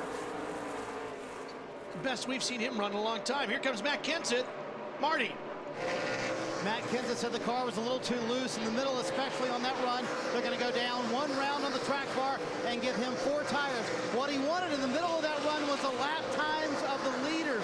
Knowing how he fared with him, hung it in the top 10 that entire run. Matt. And the 18 of Kyle Busch making his way down pit road in the 18 car. Be interesting to see if they back up on the wedge adjustment that they made on the previous stop. Absolutely, you can see they're going to make a chassis adjustment on this stop as well. He was a little too tight in the center. Marty? Kasey Kahne leaving his pit stall just now, Matt, after a track bar adjustment. He said the front end was better, but the back was still loose. Kenny Francis made the call, 1 round down on the track bar and 4 tires for that 9 car. Lindsay? Marty, Carl Edwards had started out very strong, but they had slipped all the way back to 14 because he said he was too loose on the beginning of the run. What they're going to do, give him 4 tires, take a quarter round to bite, in 4 tires of fuel. Great work by our pit reporters in that round of stops. And I think the thing that really stuck out visually through that, Wally, was all that brake dust. Yeah, watch the right front. When they pull this tire off, all that dust coming off there. Normally you'll get more off the right front here than you will the left front, because the right front's actually doing more work than the left front, because it's the heavy side getting into the corner. So you'll actually have more brake wear and heat over there. But that's quite a bit. Here comes Tony Stewart, Lindsay. Yeah, Tony Stewart coming in. He will get 4 tires this time. Tony just said he thinks the car needs the wedge back in it, the track bar down to help the car, because what he wants it to do is rotate better in the center of the turns, Marty. Lindsay, your leader, Jimmy Johnson, here hit pit road. His car was a little too loose early in that run. They're going to go down on the track bar, trying to get just a little bit better. His teammate Mark Martin in front of him, 4 tires, no changes, Matt. The 2 of Kurt Busch already in. Air pressure change in 3 of the 4 tires. Trying to help him Lowe's cut to the center of the corner. Meanwhile, Jeff Gordon, he's in as well. Gordon had trouble with the car, extremely tight and also extremely loose off. Chassis adjustment, and Steve Letarte called for an air pressure change. Lindsay? Dale Earnhardt Jr. has been running in the top 10 for some time now. That 2-tire stop, though, had been catching up with them. He said the cars with 4 tires were just taking him over, so this lap they brought him in, they gave him 4. Dale says wants to feel a little bit tighter. Dale Earnhardt Jr. making his way out onto the racetrack. You know, Wally, and spent some time talking with Lance McGrew earlier this weekend as we see the 42 of Juan Pablo Montoya. That 42 is now your race leader. And they were really struggling to find a happy feeling in that 88 car for Junior. It looks like they got pretty close to it so far in race day. They're closer today than they've been probably all year long. Yeah. He has been more consistent, and you watch his lap times, and that's what we watch up here in the booth a lot of times. You guys at home, you're not capable, unless you're on Race Buddy or unless you're following some of these people, seeing lap times. But when you see this, you know what a guy's doing lap after lap after lap after. Everybody can run fast at some point in time, but it's to do it lap after lap. That's what you see Jimmy Johnson do. That's what you see some of these other guys do. And that's where the 14 car, or excuse me, the 88 car has struggled, was to be that consistent all race long. So maybe they've hit on something here. At least they have, it seems like, here at New Hampshire. Looks like they've gotten pretty close today, Larry. Well, and what I'm seeing right there, that showed you right there just how much 4 fresh tires is worth, because you saw Kasey Kahne in the 9 just drive by our leader Montoya. But all of those guys that just had to make those green flag stops, including our guys that's been leading this race, like Jimmy Johnson, Kurt Busch, and Jeff Gordon, they're going to have to hold their breath for about another 10 to 12 laps, because then Montoya, Hamlin, Sorensen, Biffle, guys like that will have to make their green flag stops, and everybody will be even again. Yeah, and that's a great point, Larry, because the one thing that I got when Marty Snyder said, you know, he came on and Marty said, one thing that Kenseth wanted to know was, what's the leader's lap times? What are these other people's lap times? What he was trying to calculate in his head was, okay, when I get fresh tires, how much faster am I going to be able to run? Where is that going to put me on the racetrack? So that's what they were trying to get in to that mode. What is my lap time on new tires compared to what is that guy on old tires? And we also saw, and we mentioned this earlier in the broadcast, these guys made adjustments early on. Now the track's rubbering up. You saw Lindsay say, okay, some of these guys are putting wedge back in the car. And so that's why I said earlier, when you start pulling rubbers out really early, that's a major adjustment early. But now, Kyle, what Brian Patty, crew chief Montoya, Mike Ford for Hamlin, Mike Shiplett for Reed Sorensen, what they've got to evaluate is how much time they're losing to these guys on those 4 fresh tires. If we get a caution, they're a hero, though. Greg Biffle's down pit road, Matt. Greg Biffle's on pit road. Now, Greg Irwin's trying to fix the race car both on center and exit, but the biggest concern, Greg Biffle wanted the car to cut better than the center of the corner. Significant air pressure change on that stop.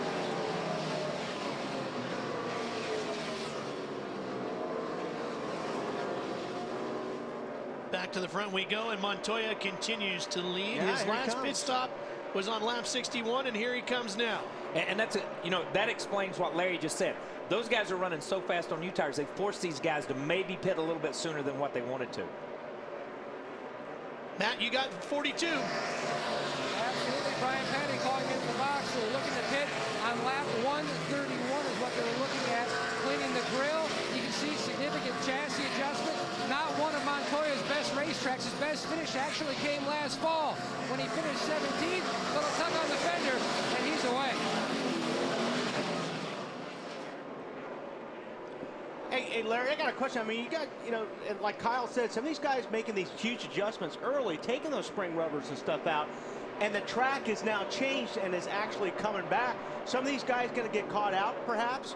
Maybe some of the guys that didn't make those big adjustments, waiting for the track to come back. I absolutely think, Wally, and far be it for me to second guess some of these greatest minds in racing on pit road, but I felt like they were swinging for the fence way too early with this green racetrack, because you know what?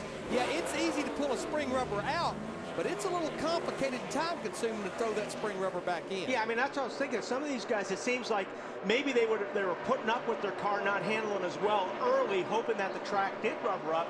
And some of these guys that pull these rubbers out, like Kyle said, that's a big adjustment, and that's hard to get back to. It's hard to make those adjustments when you take that rubber and get it back to where it was with the rubber. Well, I like what Steve Addington with Kyle Busch did. He made a simple adjustment. He put some wedge in it, and then you heard Matt Yoakum talking about, okay, they're going to start taking some of that wedge back out. Right. And Larry, Matt, that's exactly, if you look at the trends for this race for Denny Hamlin, he started off loose. They made a number of adjustments on that first stop, pulled the spring rubber. Then the car went to the tight side, made more adjustments. Then it went back to the loose side. Track bar and wedge, along with air pressure change on this recent stop, trying to find that balance for Denny Hamlin. One of his best racetracks never finished. Worse than 15th, but you heard him tell Marty Snyder earlier in the day. This was one of those setups that they really did not know what to expect if they were going to get from him. Denny Hamlin, Reed Sorensen, and Robbie Gordon all took their turn at the point, made their pit stops. Now we're back through the entire order, and Jimmy Johnson has returned to the front of the field here at Loudon.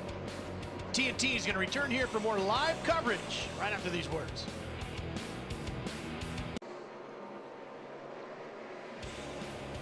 Jimmy Johnson, that number 48, has led 80 laps so far here today.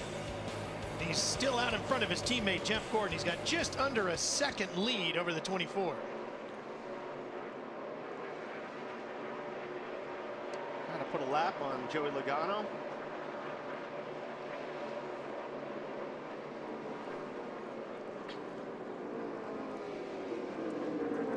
Problems can happen on pit road in a variety of ways. Watch what happens to David Reagan here. As they drop the jack, boom, he's in the wrong gear. And that's, you look at it and you say, how can that happen? It's incredibly simple. You pull the thing over, you try to get it in first gear, but sometimes, they used to run a lockout. Remember when you run a lockout, you had to push down and pull it over to get it in reverse. Now, these transmissions are so close together, that's really simple. A lockout, that was for the idiot drivers. Yeah, it was for idiot drivers. Yeah. I had a lockout on every gear almost, man.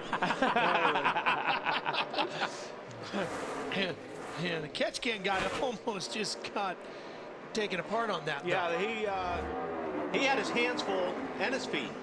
So what is a catch can? He's a doorstop.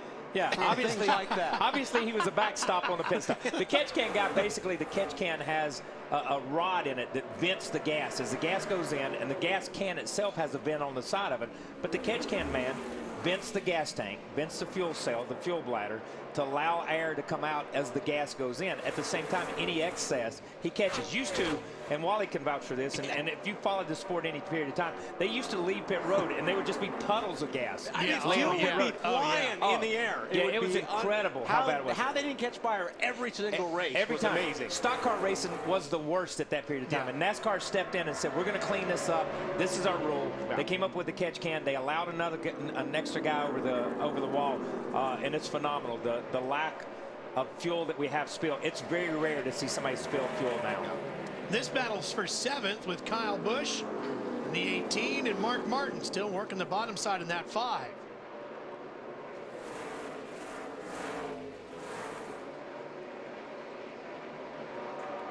Mark's right there. He just needs to get a little bit further up on the 18 in order to kind of roll through the center. But I'll tell you, Marty, Mark's car, he's been working the bottom quite a bit today. He's been trying to work the bottom wall, and he's one of those frustrating spots, and I'm sure you and Kyle can talk about this. His car, really honestly, at the end of a run is as fast or faster than Jimmy Johnson's, but he's so far back from Jimmy Johnson that he can't get up there. So it's a very frustrating position he's in. They have a very good race car, but it needs that track position. We talk about it all the time here at New Hampshire. Got to get towards the front, so they kind of would like to have a caution here to help them catch up with their teammate. You guys have probably been in that position before, haven't you? Well, sure, and right now, like you said, he's in 7th spot, but he's 12 seconds behind Jimmy Johnson. By the time everything's sorted out and he's worked through, some of the traffic here, Jimmy Johnson's had, a lot of clear racetrack. So if the caution does come out and Mark can stay in this position, he's going to be in a good position. He's going to be in a good spot. Jeff Burton's in that 31. Getting ready to get a little older tomorrow. He's going to turn 42. Mike Skinner turned 52 today. And Junior Johnson, the great legend of NASCAR, 78 today. Okay, that's okay. We can talk about Junior Johnson. He is a legend, and he's the guy. All these other guys, we just talk about him in comparison to Mark Martin. Mark Martin's 50 years old. He's the guy still doing it, still getting it done out there. Age is not an issue anymore. Obviously, Mark solved that issue. Now, Mark with 3 wins this year, as Kyle Busch has 3 as well. 10 drivers have won races this year.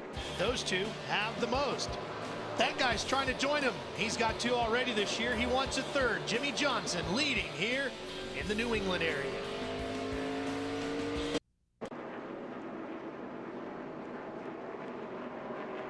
Sixth caution of the day here in Loudon, New Hampshire. This one for debris out on the racetrack. Turn 2 is the area. It's going to slow the field down behind Jimmy Johnson. Okay, now that good. We talked about Mark Martin. This is what he was looking for right now. There's the debris. That's a brake hose, and it goes flying up over the fence, and it's out of there. Nicely done. Who did that for us?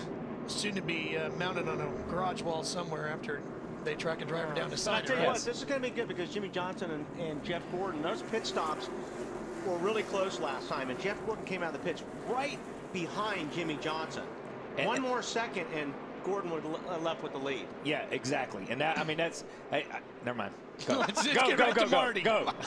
start talking pit stops, Kyle, with Jimmy Johnson, who said it gets too tight early in the run. They're going to make a track bar adjustment, trying to loosen them up a little bit. Also, a little weather in the area, so a big stop. 2 tires, Matt. And look for 2 tires between the 24 of Gordon and the 2 of Busch. Gordon says his car was good at the first part of the run, but it got tight following the 48 of Johnson. And close call off pit road. It looks like the 2, Lindsay, may beat the fall. There's a crew member hit on pit road. He's up and away, grabbing the jack. That's like 24. Looks like They gave him 2 tires. He said it still needs to rotate better in the center. Forward bite is good.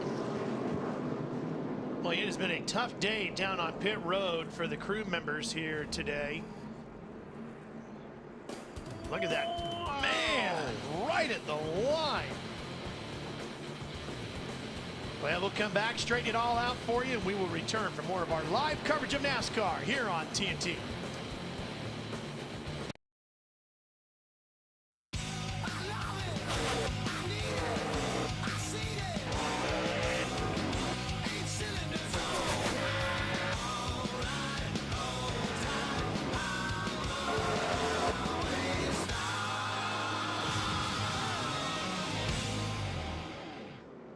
car in Loudon, and the Buck Cherry guy is going to be part of the activities in Daytona next weekend. Cool. Looking forward to that. Yeah, I mean, you and I will enjoy that. We had a Wally will chance to hate it. sing with REO Speedwagon and Styx last night, Yeah. and we had to leave. We couldn't stay, so maybe they'll let us sing on stage. We were minutes from greatness, weren't we? Moments, just that close. It would have been spectacular. Yeah, you two are legends in your own mind. Yes, we are. Yes, we are. When it comes to singing, yes, we are. Yeah, absolutely. At least Kyle's got a voice for it. Jeff Gordon listed as your leader. 156 of the 301 scheduled laps completed.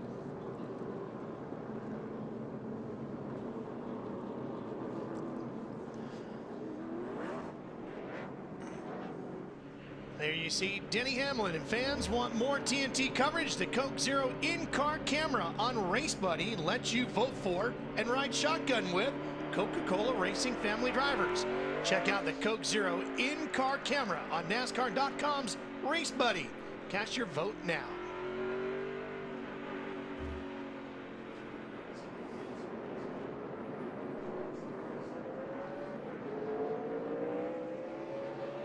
Okay, there they go, the wave around. Wave around cars.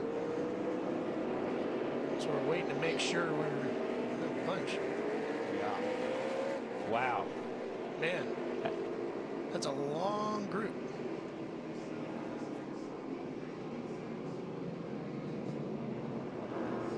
About 10 cars getting the wave around.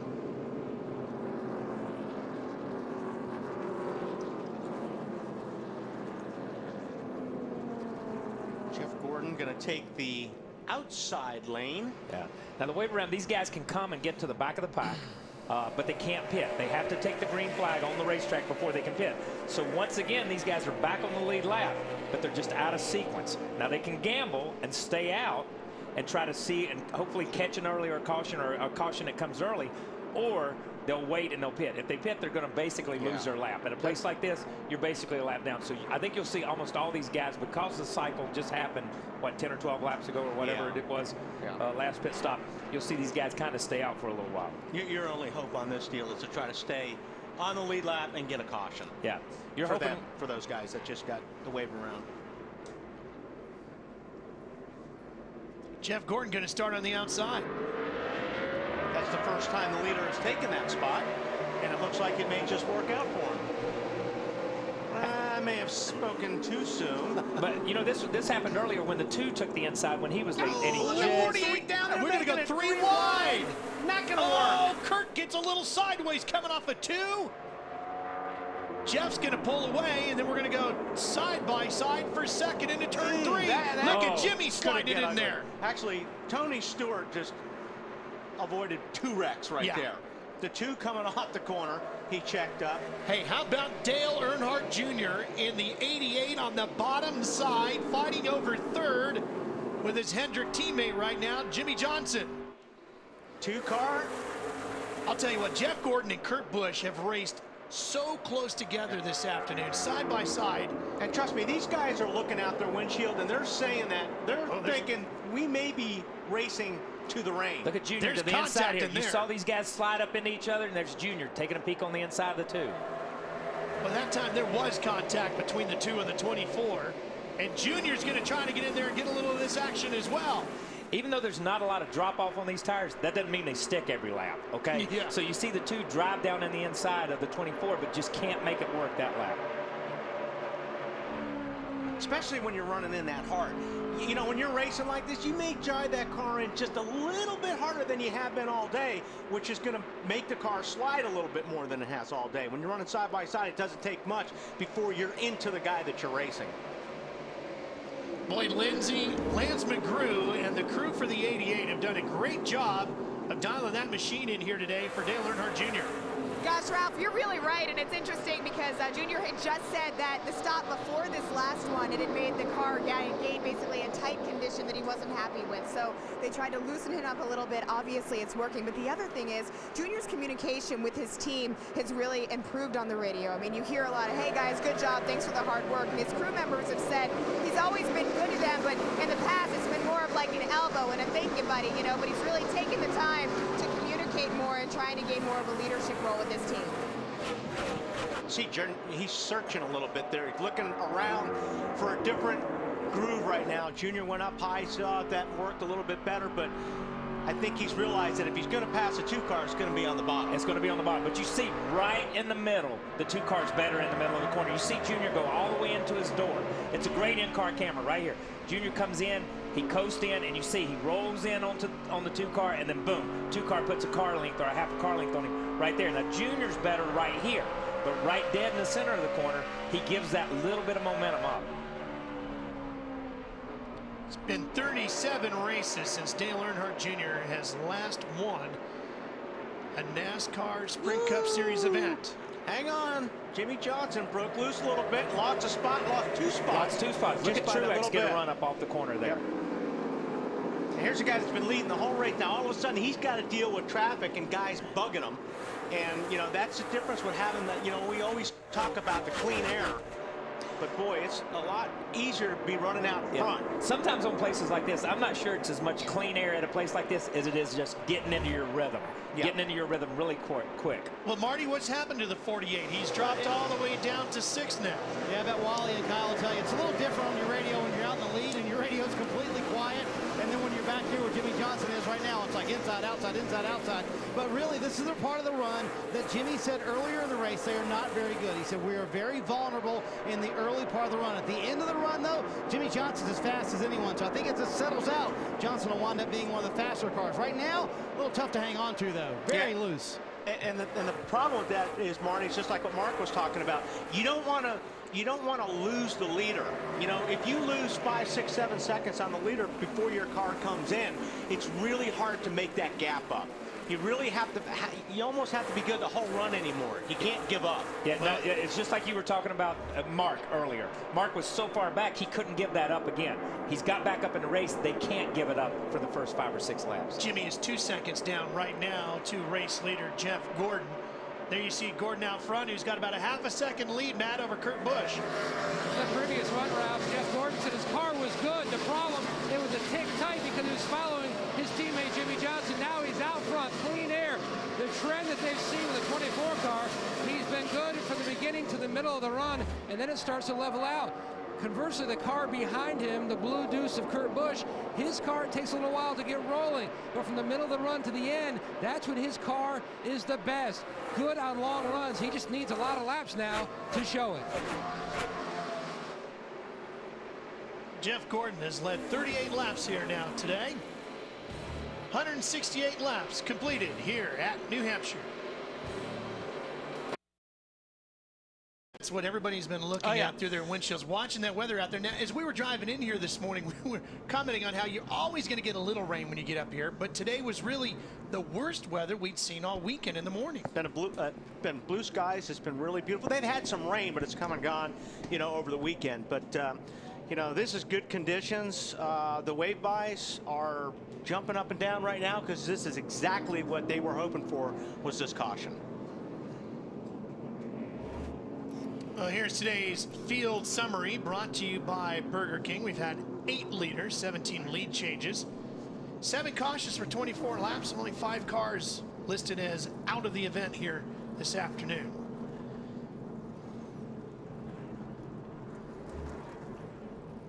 There's Paul Menard in the number 98. He is actually the reason for our latest caution. Yeah, he was smoking for a few laps here. It looks like the left front is either locked up or something is.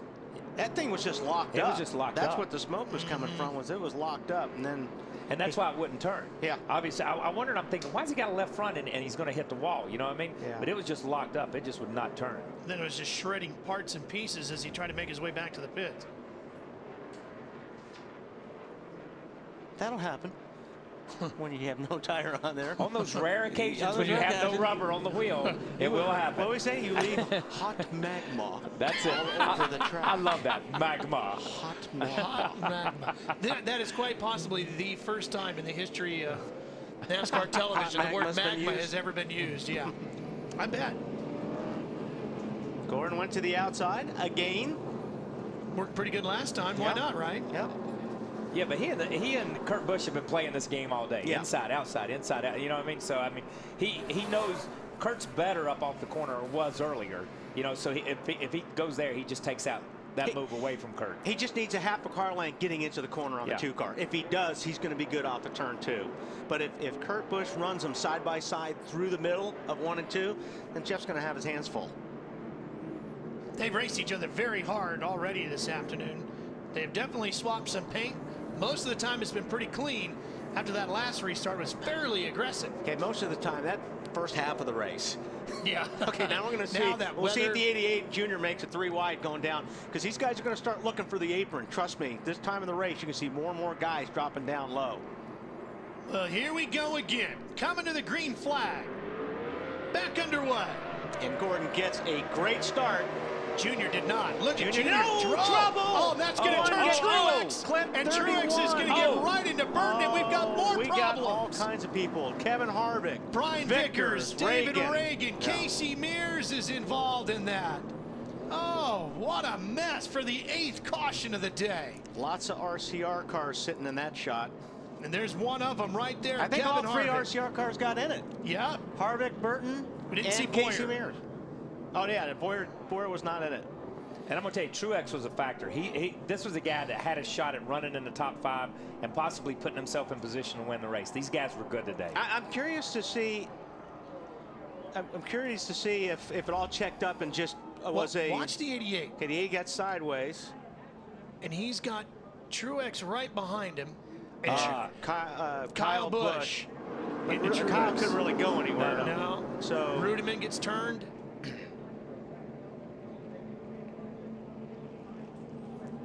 I think right. The 88 looked like he got a little bit sideways. Listen, that's already happened. I think by this point. Yeah, it's behind that, isn't it? That was just one of those chain reaction deals. Kyle Busch was already up close to whoever he was next to. You see him down on the bottom. You see the one has to check up. Kyle tries to squeeze to the right. And they, you know, whether Martin came over or whatever, there just wasn't enough room. Doesn't really matter. I mean, it's just everybody going for the same spot. And you know, when the 88 spun his tires, he goes to the inside. So now all of a sudden it looks to Kyle Busch like it's a 3 wide racetrack. You see the 88. Look at how far over he comes over. You can't see it from that angle. But the 88 or the 18 stuffs it up in there, and the 1 follows and then comes back to get around the 88. Yeah. And there's no place to go. That is strictly racing. And I know everybody, watch the 88. Well, we're already past it again. They're already into it. It's just like I said. It's just a chain reaction thing where you're only talking about inches here. Yeah, and that's you don't nobody's have a fault. lot of room to work with. When somebody checks up in front of you, you're just hoping you don't get run over, and you're looking for real estate to try to get out of the way. Yeah, watch this from inside the 6 car. Look, this is brake smoke right here, and he still gets in the back of the 83. Boom, there he is. All of a sudden, the 83 goes by. The 83's in it also. But I mean, think about this. Think about when you're sitting at a stoplight, and this is a 31. 31 goes inside. He thinks he's clear. Boom. He runs right into the 1 car, and you can't see it. Golly. Man. That's a wicked hit right there, man. When you hear that, that's a shot.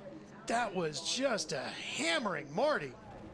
It was not 45 seconds before that green flag that Kevin Harvick told his crew, every adjustment we've made today has made this car better. What exactly happened?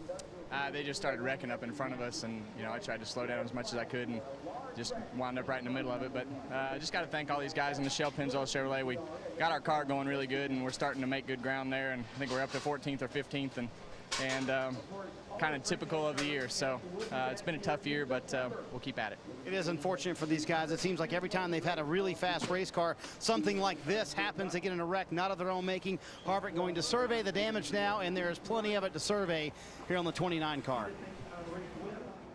Here's a chopper shot. Now watch the 88 car, okay? Just they're coming to the start, all of a sudden, go. He spins the tires, the 1 gets into him. Now the 18 thinks he's got room, like Kyle said, because the 1 car started drifting down. The 1 car started drifting back up, and Kyle was there.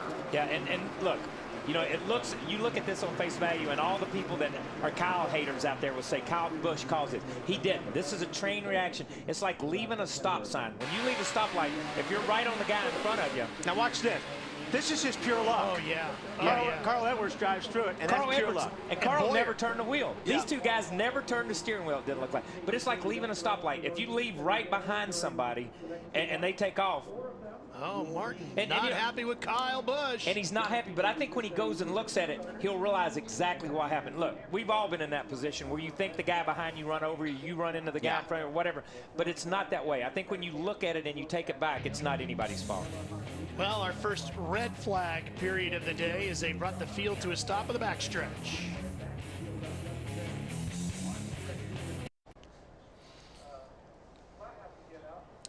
Welcome back to Loudon, New Hampshire, the New Hampshire Motor Speedway. We're under the red flag with a huge pileup down in turn 1. Let's check in with Marty. Martin Truex Jr. has come from the Infield Care Center. Your take on the contact with the 18, Martin? You seen it better than I did.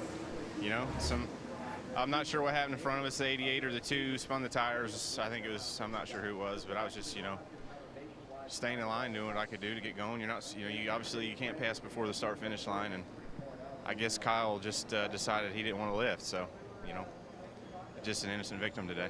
You pulled back on the helmet throwing. Is it a little more frustrating when you have a car that good? Yeah. I've had a tough season, you know. It's been tough, and this don't help much. A lot of times when you have a car that you feel like can win the race, makes it a little more difficult to swallow, doesn't it, guys? Yeah, it does, Marty, and this was a place he was really looking forward to a good run. Martin has finished in the top 10 in the last 4 races here at New Hampshire Motor Speedway. There you see the cars all sitting quietly on the backstretch. They've come by and offered water to any of the drivers that wanted it. And Matt, the 24 is out front, but he's looking at the car behind him, isn't he? Ralph, two restarts ago, Jeff Gordon took issue with how Kurt Busch's technique was on the restart. Before the last restart, he wanted his spotter to pass along a message to Busch, and this was the message.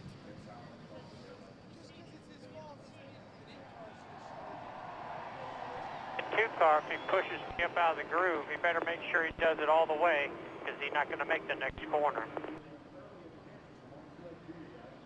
That's pretty intense. In other words, if you're gonna, if you either put me through the wall or I'm going to put you through the fence the next corner I get to. And we saw that a couple times. You know, the 2 run off in the corner a couple times, got loose, got up into him a couple. And I'm sure from Jeff's perspective, because you think that guy's doing that on purpose. If he was riding shotgun with the 2 car, he wouldn't see anything but elbows and eyeballs because he's up on the wheel trying to stay off him. It's just racing. That's part of it. But it's the most aggravating thing in the world to try to get in that rhythm and get where you need to be, and the guy's banging on your door at the same time. But that's part of how you do race this racetrack. I mean, you know, it's so hard to pass. You're going to slide it in there. You're going to slide it up to that guy's door in hoping that he is just going to check off that throttle that 1 second that you need to gain the position. Yeah, but think about this. We wouldn't even be having these conversations if we didn't have double style shootout style restarts, because that's what's causing this right now. Okay? Say shootout style, Wally. I'm not going to say it. One time, baby. I'm not going to say One time, Wally. Negative. Shootout style. I'm just going to point double out foul. It was him, not me. We're going to be right back for more after this.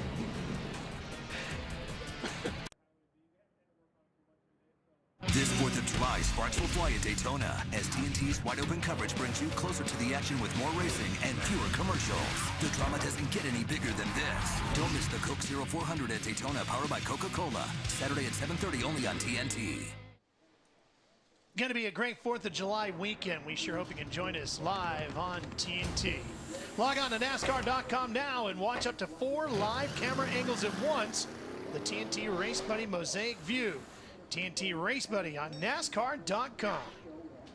Let's go right back into the garage area. Here's Marty. Well, Ralph, that wreck certainly not kind of Richard Childress Racing. 3 of their cars involved in that incident, and really kind of the way the year's gone, hasn't it, Jeff Burton? What was your take on that, and 3 of your cars involved? I mean, how can you get past that? You're right. It has been that kind of year. But you know what? I really disappointed with the finish, obviously. But we ran really well today. I'm really proud of how we ran. We were really competitive. Given the right track position, I think we were as fast as anybody, and that's what I want to take from it. All we can do is we didn't do anything wrong today. We didn't cause a wreck. We got into a wreck. I don't even know what happened, and it really doesn't matter. We got in it, and we'll go build some more stuff and come back. I'm really proud of everybody because we ran really well today, and that's really, we needed a good finish for the points, but we need a good run so we can, if we run well enough, the points will take care of themselves. Still plenty of time. 9 races is an eternity in this sport. Think about the chase is 10 races long. And think about all the stuff that happens in 10 races. So this is 9 races. We still can do it. It's going to be hard, but I believe we can do it. You and I have talked for a few weeks now and praised the double file restarts. Is this maybe the one downside to the double file restarts? Well, everything you do has a positive and a negative, and you hope there's more positives than negatives. There's no question that the double file restarts are going to make more excitement. They're going to make more aggressive racing. When you have more aggressive racing and more excitement, you're going to have more wrecks, and that's just how it is. We've wrecked here on single file restarts too. Let's be clear about that. And there's no question that it's going to be more aggressive. But hey, that's what racing's all about. And it was our turn today to get in it. And it's a good thing Jeff Burton keeping a positive attitude about it, Ralph. Well, all 4 RCR cars, Marty, were running on the lead lap and in the top 17. 3 were involved in that accident. 48's not fired up, was it? Nope, he is not fired up yet. Clint Boyer was the one lone RCR car that got through that entire mess. Cars are fired up.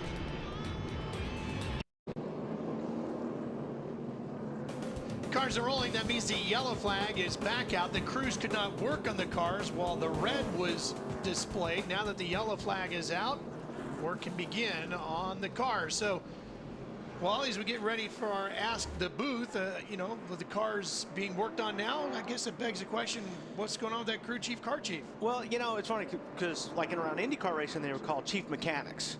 And then you have the crew chief and the car chief, and I've called them some probably a lot more terrible things than that. Yeah. So I want to go to Larry on this one, and maybe Larry can explain this exactly once and for all. Well, as I've said for 30 years, the crew chief is the most important person on the race train. And would you expecting anything else? Close Larry's mic immediately. All right. But no, all seriousness, thank you, Larry. The car chief is like the head coach. He's the one making the calls. The car chief is like the assistant head coach. He's making sure that the things that the crew chief wants implemented gets done by the crew members. Well, okay. What would he have considered the driver? My simple answer was pay.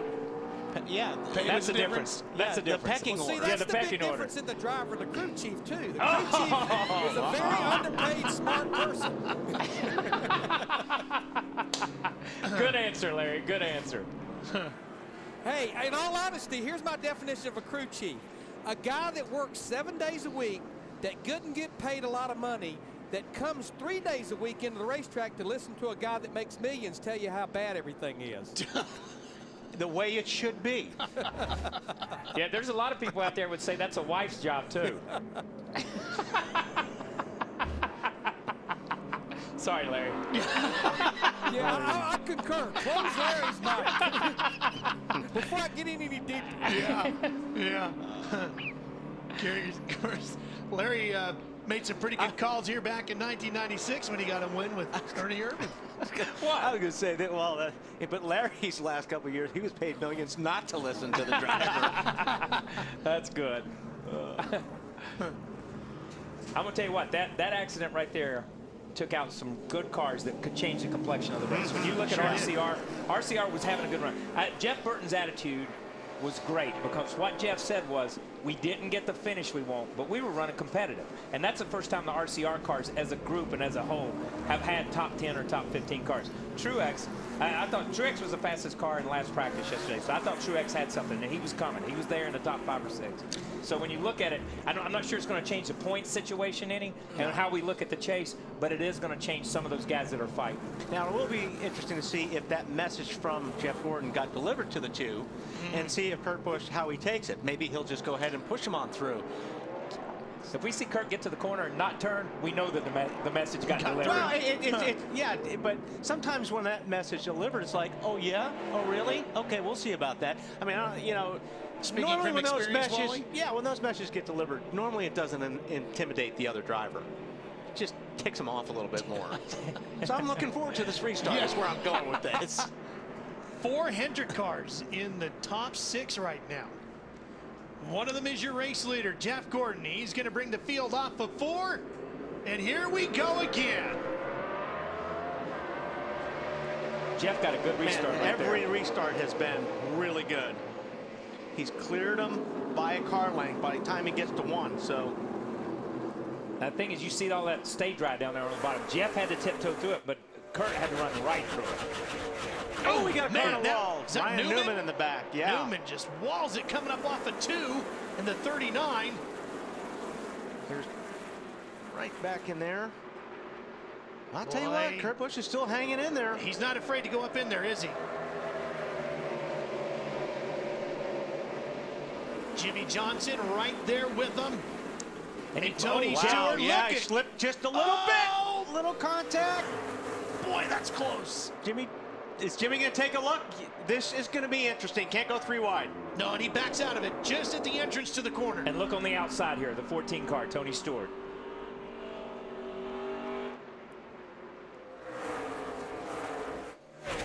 Boy, it just takes one little slip, and you've got 2 or 3 guys trying to pass you. Jeff just knew he had to get down in the corner. When he drove down in the corner, caution up here. Caution out again. The 20 car, Joey Logano. And you see the flaps up on the front, which means Joey has spun, obviously, all the way around. It seems like to like create left that much side down. on it, guys. Help them up and get.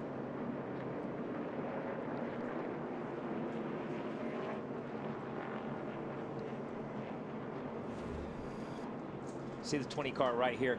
There's a lot of cars down there on the apron. I mean, there's a lot of cars. Oh, no, something definitely. Yeah, left front tire Right in front of you. down. Clear low, clear low. Yeah, his No left rear caution was clear there. His left rear was cut when he got to the corner. You see it was already cut and down by the time he got to the corner. Yep. Joey out of Middletown, Connecticut.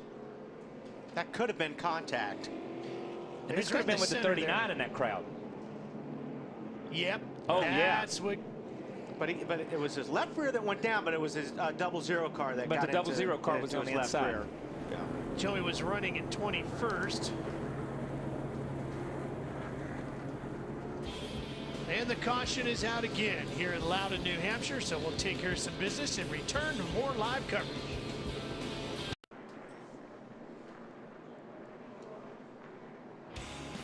Circulating slowly around the 1 mile oval here in New Hampshire. Our 9th caution of the day. We've had 34 laps under caution. Ralph Shaheen, Molly Dollenbach, Kyle Petty with you in the booth. These guys have had a lot of practice. 24 on the 2. Yeah. The 2's going to get it figured out, I think, eventually. He's got to. Eventually, that's what we said last week, too. I thought somebody was going to figure it out on the 9 car, and nobody ever figured it out. The 9 car had some great restarts. Casey Kane had some great restarts last week and was able to be there. The deal this time is it's a little bit different. Now we got the 14 up there on the inside because he was right there. So now the guys behind these first 2, they keep rotating. Here's our Toyota driver update. Denny Hamlin's up to 9th. Kyle Busch is in 10th, and Scott Speed is in 18th. All 3 of those drivers have had a very active afternoon. I don't like seeing the windshield wipers moving on the pace car. Did you see that? All right. Bugs. That was debris. Debris on the windshield. Now see these guys, you see the 2 and the 24 out, they're gassing it. Yeah. They're making sure the rear tires are clean so they don't light the tires up and spin them on the start, on the restart. And they're playing with each other's head. At the same time, they're messing with each now, other's I would heads. think Kurt Busch would get right up next. You know how when you restart, you want to kind of mess with somebody? If you're on the inside, get all the way to the right as close as you can to that guy. But he's giving him a lot of room. Jeff's been great on the restarts, and he's pretty good again. Restarts away. He's just giving them away. How much of that do you think is Kurt, and how much of that is maybe the car not reacting, launching the way he needs it to? But after 5 or 6 times, you need to figure out, okay, I need to get on the gas a little bit earlier, or you how have to compensate. Right, you have to figure out how to compensate. But I'll tell you what, he's hanging in there. Down on the bottom. Oh, he's sliding up, he's sliding up. Oh, look at the 14 Don't on the touch. inside. Whoa, little sideways. Yeah, now he's going to lose 2 spots. Cost him huge, maybe 3 spots. As Jimmy Johnson gets in the mix too, and he's going to slide up into Jimmy. And he's going to push him right up to the wall. And look at Mark Martin on the bottom of the 5. That may have been on purpose. But when you watch that, when you go back and see that, I want you to watch the 2 car run in on the 14. I think he run in so hard on the 14, he had to move to the right to get away to keep from running into the back of Tony. Look at how many positions Jimmy Johnson lost on that. It killed him. Yes. Stewart taking a look.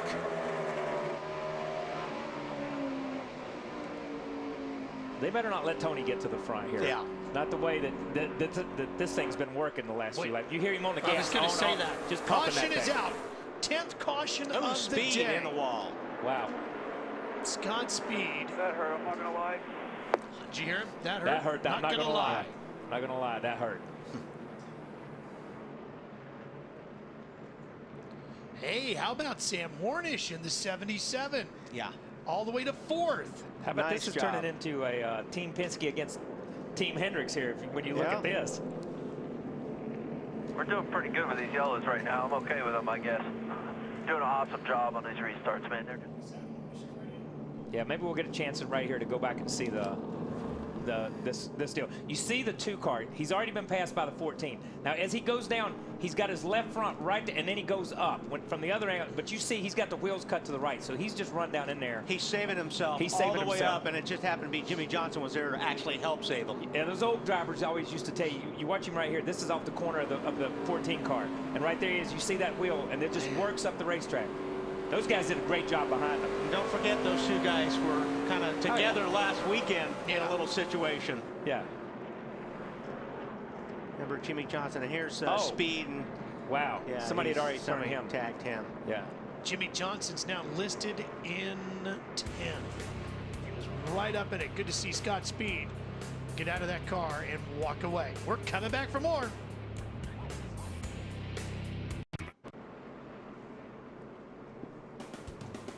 Hang on, you're coming on in to the New Hampshire Motor Speedway. Flying in over the cars parked out over the backstretch. Looking down on this big 1 mile oval. They call it the Magic Mile here in Loudon, New Hampshire. Let's check out a fresh take brought to you by Subway Restaurants. Subway, eat fresh. And let's go down to Larry Matt. Well, Ralph, if you remember before the race, we looked at the race trends or the race averages. This is the last 8 races here at New Hampshire Motor Speedway, the July race or the late June race. And when I look at this, what I'm seeing now is you see the average number of cautions has been 10. The last 2 races here has been less than 10, but as you see right now, we're under caution number 10. So I think we're going to obviously have more. The record is 17 back in 1994, but don't forget, no matter how many green flag laps we get, the last caution flag, the average comes out somewhere about 29 laps to go. In fact, 4 of the last 7, not including last year's race, it was rain shortened. 1 came out in the last 15 laps. And I think that's where the double file restart, Wally, shootout style is going to be big. I agree with you on some of that, I guess. No, you're right, Larry. I mean, and that's why I think, especially as many times as these guys do it, they're testing things out. I mean, obviously Jeff Gordon has been great on these restarts, and that's what's been real important for him to keep the lead. Now you got Stewart up there. And so, I mean, you know, I think you're right. The key is, Matt, I think these guys are going to have to nail the restarts on that last, whenever we go green for the very last time. Absolutely. And Kyle Busch was asking his spotter, Jeff Dickerson, just why they were having issues on the restarts. He said basically it was the 2 and the 24 trying to outsmart each other. And then Kyle Busch basically said, you know what, I think on tracks a mile or less or road courses, we should just have single file. I'll put that in the suggestion box at Days Inn. I suggest we don't. I like the double file restarts. I think everybody else does, and you know, I think most of these drivers have to like it. It just gives them, especially if you're back sitting in 8th or 9th spot right now. I think it's been great. You got to like it from a fan's perspective. You've got to like it. We've just had it since Pocono, just in the TNT races. So we've only seen it, but we've seen it on a variety of different racetracks, and I've enjoyed it everywhere we've gone. I hope the fans have too. Hey, listen, even if we didn't, he's sitting in 6th, but it'd still be double file right now. He just have a bunch of lap cars underneath him. And just biding his time, so there wouldn't really be racing at this point in time. Wow. Jeff gets another good start. I think Jeff's got a 5-speed today. I don't know. I mean, he has beat everybody that's come up against him. He beat Jimmy. He's beat the 2 car.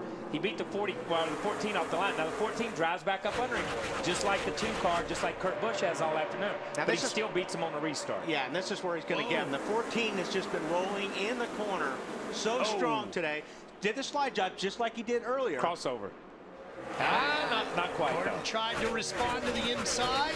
But you're right, just like he did earlier, just like we were talking about. He goes in, and Tony's he controls that thing. He controls it with the steering wheel, he controls it with the brake, and he just lets it float off in there. And when he thinks he's past you, he jumps off of it and lets it float on out there. But the thing is, he's driving it in deep, and he's letting that thing in to where it does slide, but he's not out of control doing it. The car feels good enough to him where he can get away with that and not lose it. And again, we got to give credit to Darian Grubb and that crew. Tony Stewart wheeling a backup car here this afternoon and doing a fine job. They have once again brought a great piece of equipment to the racetrack. I'm not giving them any more credit. Every time we go somewhere and they drag out their backup car, they win the race. Yeah. Just race your backup car, man. Just forget that's the what primary. But I mean, those guys do. I mean, you can't give a team enough credit for preparing a backup car. I don't care who they are. Gordon's not. No, he's not done, giving up. Not at all. Well, neither is Kurt Busch. He's coming back into the picture. The two to the bottom side of Gordon. And it's Sam Hornish just lingering back there in fourth. Wayne Lindsay, Sam Hornish having a great run in that car today. Ralph, that's absolutely true, and it's interesting because he only has 3 top 10s so far this season. He had said after final practice that he had battled conditions that were loose off basically and couldn't run the bottom in that final practice, but now he's found that letting off early, really floating into that corner is working for him really well. His team's giving him a lot of encouragement, accolades, trying to get him another top 10 at least. Well, he's having a season best run here right now. If he can finish fourth or better, his best effort so far this year, Larry, a 6th at Richmond. Well, what I was going to say, Lindsay just mentioned 3 top 10 finishes, but Kyle and Wally, look at where his top 10s were. Phoenix, Richmond, and Pocono. A lot of similarities here at New Hampshire. Yep, he likes the flat tracks. Yeah, that's a good point. He's got a good feel for him, you know. Yeah. Take care of your stuff here. You're looking good. Just And you take know care what? of your stuff. He knows how to get around Indianapolis Motor Speedway. And I'm telling you, he's racing in a place that he's not used to racing. Here's Hornish up there racing with Kurt Busch in front of him, Kyle Busch behind him. You know, he's got Tony Stewart. He's got Jeff Gordon. Those guys. He's in the rare end of the field right now. He's not used to this, and he's doing a great job. And we always talk about it. I take that back. Sorry, Darren. I take that. He's not used to doing it on this side. Right. He's used to doing it in RL and racing against the best there are in that series. He's just not used to doing it here. But he's finding out, when we always talk about, when you're up there racing with these guys, although it's difficult to pass them, how much easier it is to race. Yeah. Because these guys are they're so clean, they don't make mistakes, and you know everybody just every single lap it's just consistent. And what a difference a year makes for the Penske team. When Kurt Busch and Sam Hornish were really struggling last year, and look at where they are here today. Yeah, and we talked to him. You know, we talked to him at Michigan. We talked to was it Michigan? We talked to Kurt in the truck. Yeah. And I think Kurt was very complimentary of what Strimmy had done and what Sam Hornish and Sam's ability to step it up this year. We see Junior in the 9-car racing here, but I think he was really complimentary of where Sam had come from last year and struggled the way he did to be back in the game this year. That's a good fight there, too. That's over 8th position. Casey Kane holds it. Junior trying to take it away, and here comes the 48 of Jimmy Johnson, and they're dragging Reed Sorensen with him. And Reed was very good here in practice in that 43. Yeah, we talked earlier. You know, the 29 car, Reed, and the 1 car of Truex. They were the 3 of the fastest 5 or 6 cars in practice. But, you know, here's the 48 car. The 48 car got knocked all the way back to 9th or 10th. He didn't end up back there. He doesn't need to be back there, and he's trying to get back up there. But you see, he's got no Goodyear on his left side tires. He's already worn the sidewalls out of these things from that little skirmish with the 2 car. Marty, he's slowly working his way up there. Yeah, getting knocked back tonight is never fun, is it, guys? Jimmy Johnson certainly experienced that. And remember what we talked about early in the run. We've only got about 35 laps or so until these guys will have to pit. Earlier in the run, Johnson not that good. Takes a while for his race car to come in. So all these cautions, all this tight racing really hasn't played to Jimmy Johnson's favor. What they want, green flag, long runs. That's what's best for this 48 car today, Ralph. We've run 204 laps, Marty. 40 of them were under caution here today. And you could see, you know, what we were just talking about with Sam Hornish. You know, Jimmy Johnson's having to deal with all these guys right now.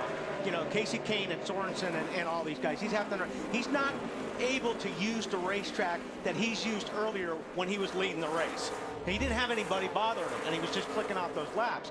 Now, every time somebody comes up here and makes puts a fender on him, it slows his lap times down.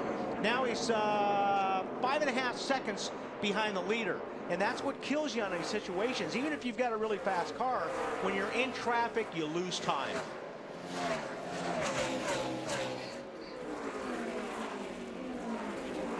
Casey Kane actually, you know, he's sitting right there in 10th spot. I know earlier, a pit stop or two ago, he was struggling.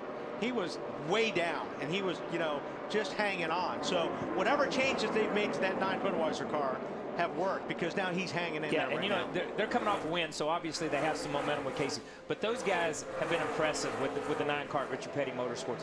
They've made adjustments. There's a couple of races we've been to so far in the TNT broadcast where they would adjust themselves out, but they could adjust themselves back in. Here it seems like as the racetrack, it's either come to them or they've adjusted themselves into it.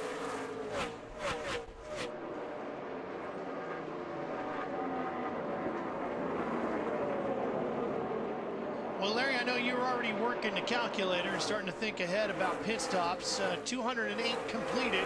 What are you thinking there, crew chief? Well, there's no question. When you're here, as critical as track position is with 93 laps to go, you have to be thinking about it. What I'm seeing is kind of following up on what Marty was talking about. When you look at our top 10 cars, they pitted back on lap 153. With the 75 laps you can run on fuel plus all these cautions, I'm saying somewhere between lap 240 and 245, they're going to have to be on pit road. Then you look at cars like Reed Sorensen, Greg Biffle, Matt Kenseth, Bobby Labonte, guys like that pitted on 171. If you add the fuel window plus the cautions to their laps, somewhere around lap 255 to 260, they'll have to be on pit road. Bottom line, if we stay green, it's a one-stop race for everybody. All right, well, Larry, as you take a look at the sky, as most crew chiefs are doing right now, too, how is that coming into your thought process here? Are we going to stay dry, you think? Well, you know, I've been thinking it's going to rain all day long, and it hadn't rained hardly a single drop yet other than some sprinkles. But I like being one of the guys that doesn't have to come till later on. But remember, when you stay out, just like we saw Montoya do earlier, you're going to give up a lot of time to the fresh tires once these guys start hitting pit road in about 30 laps. Inside there, inside. Enter bumper, still there. Enter bumper, you're pulling him. All clear, all clear. Good job. Jimmy racing with his teammate Dale Earnhardt Jr. See, but you know, Jimmy's lap times when he was up front, you know, are right now obviously they're slower because, like I said, he's in traffic. He's losing time to the leaders every lap. Now when I talked about it before, he was 5.5 seconds. Now he's 7.5 seconds in just 3 or 4 laps. But he got around Junior. That puts him up to 8th. And he has led the most laps here today, going back to what you were saying earlier. Well, he led 93 laps today when he was just clicking them off. Yep. And you see go all the way up, and you see there's the track position. Wow. There's Stewart, the leader. That's a long ways. Big lead for Tony Stewart right now. 17 laps he's held the point this afternoon. We'll be right back for more from Loudon.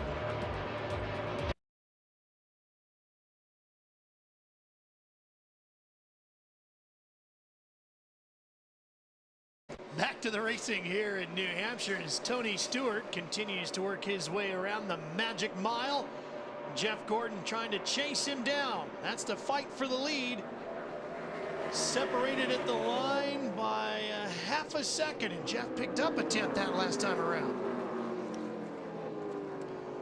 Well, we went earlier through the field and we discussed who was running in the top 10. Nope, the 99 now making his way down pit road. We were going to do the through the field, Lindsay, but how about we talk about Carl Edwards instead? Yeah, let's do that. Carl Edwards has 2 top 5s here in New Hampshire. He's not happy with how the car unloaded, but they've gotten it back to an okay place. However, he has dropped some position. They're bringing him in right now so they can give him 2 fresh tires. They're hoping, obviously, that this will be the last stop. If they can get him off pit road quickly, they'll be excited so that Carl can take advantage, get better track position, and carry on from there. That was strange. You don't see Carl. You don't see him drop the jack like that and a driver just set like that. That car, it was hesitated for a split second. It's almost like Carl thought they were going to change 4. You know what I Either mean? that, or I don't know if they were done fueling. They may have been might waiting not on have the been. fuel. But yeah, that's a good point. That's a good point. Trying to pack it full. Yeah, Hey, they may have, guys, like just like he said. They have to get that car fuel. Let me tell you what Bob Osborne and Carl Edwards is doing. Remember all the races they gambled last year? They got right to their fuel window to get to the end of this race, and they have made what they intend on being their final pit stop. But what they're going to have to do, they're going to have to do some nail biting for about the next 20 or 25 laps. But what they're hoping is they're going to get advantage of these two fresh right side tires as well. They're rolling the dice that this thing is going to stay green.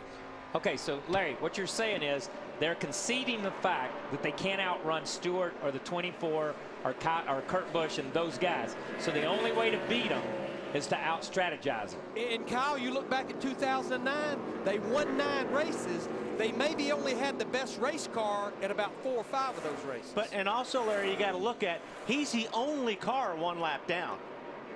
So all he needs is the lucky dog. Exactly. So I mean, they're rolling the dice. Remember one of my keys: roll the dice. And I think that's exactly what these guys are doing. But they had to make sure that thing is full of fuel.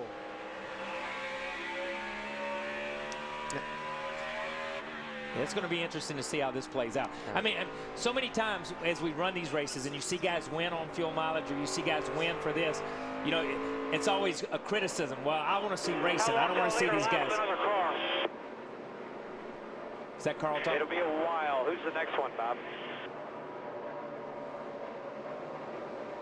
All right, Lindsay, you got more for us on the story developing with Carl. Well, you guys are exactly right talking about that strategy, but also they've had chatter over the radio. The problem that Carl was feeling was the right rear was bothering him, so that's why part of the reason that they brought him in there to take advantage and get him those 2 tires, but also make him more comfortable. Right now, he was running 15th right before the pit stop. Let's hear what he was saying just before he came down pit road.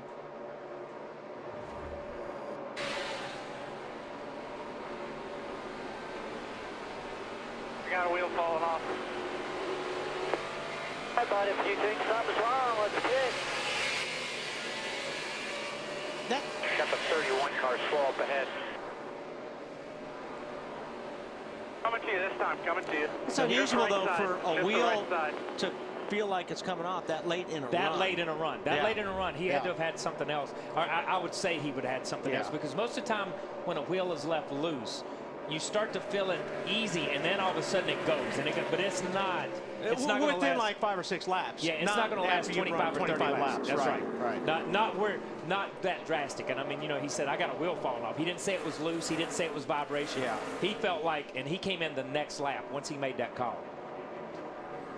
Yeah, that changes everything. Whether this is strategy or not, it dictates their strategy. Right. And I think that's the key. That's the key. It's dictated their strategy, just like Larry was laying out a strategy that they had played in the past. Obviously, they've been down these roads before intentionally, and maybe this is not an intentional course they wanted to take, but at the same time, they weren't outrunning these guys. They were just running with some of these guys. They were 14th or 15th, so they've really got nothing to lose by short pitting, gambling, and hoping the thing goes green. But, in Larry's words, there's a caution within the last 20 or 29 laps of the race, which changes everything. Well, it's standing in victory lane, what it's all about. Doesn't matter how you get there. That's exactly right.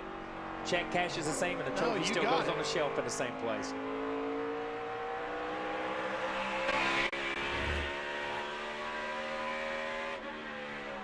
Riding with Carl Edwards. And that lap, he was probably the 5th fastest car out there in that area with those with 2 fresh tires. fresh right tires on it. Tires make you feel good about yourself, don't they? I mean, no matter what's going on, you put tires on and you feel good. You all of a sudden you go, oh yeah, I can drive again. I can drive. I am a good driver. Yes. Look at me pass everybody.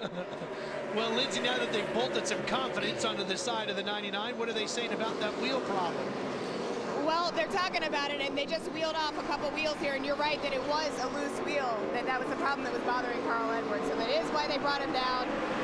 From here, they're trying to talk about balance right now. That's what they're asking Carl to tell them about on the radio. He says it does feel better, and they're just going to try to break away and get on up as far as they can. Wow. That's amazing. That's really strange that it went that long for a wheel to come loose.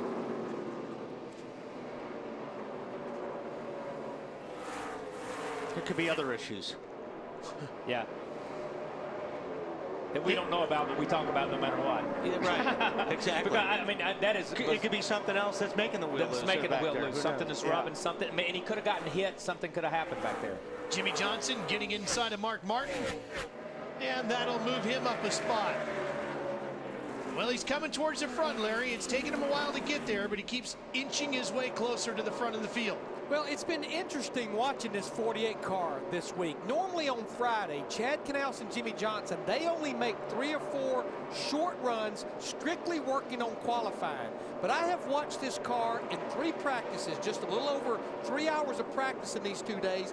That car ran over 160 laps of practice. If you remember in the NASCAR Live pre-race show, I mentioned this starts the race to the chase. They come in here 4th in the points with a great lead, 293 points over the 13th place car. I think what we watched this weekend with a pretty good race car, Marty, this group is testing, preparing for when the chase starts right here in 2.5 months. Testing a little bit, Larry Mack, that's exactly right. But Chad Knaus told me this morning, not testing as much as they were last year. Last year, they came with a completely experimental setup.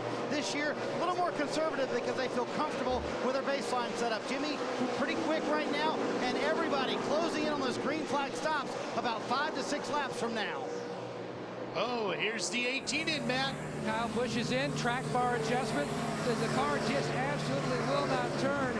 Good on entry, but it's also a little loose late exit when he gets up by the wall, trying to get the car lifted up on the left side. Loses a little bit of time, he's away.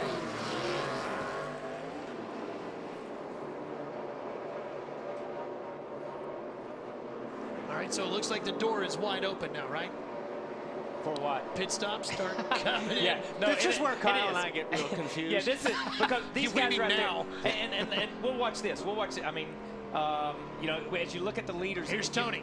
Yeah, Tony Tony's making got his to way come to in. pit road. When somebody else behind you comes in, it almost forces your hand. You got to come in and get tires on too, because you've got to run those same lap times, because he's going to catch you in 2 or 3 laps if he's running a second faster. Marty with the 48. Yep, Jimmy Johnson, and that you're exactly right, Kyle. That strategy was forced because Chad Knaus just told Jimmy 6 to 8 laps on the radio, down one half round on the track bar, a little too loose at the beginning of the run, Matt. Yeah, at their window, the 2 of Busch. This is the car is tight, but then it gets snappy loose. Air pressure changed.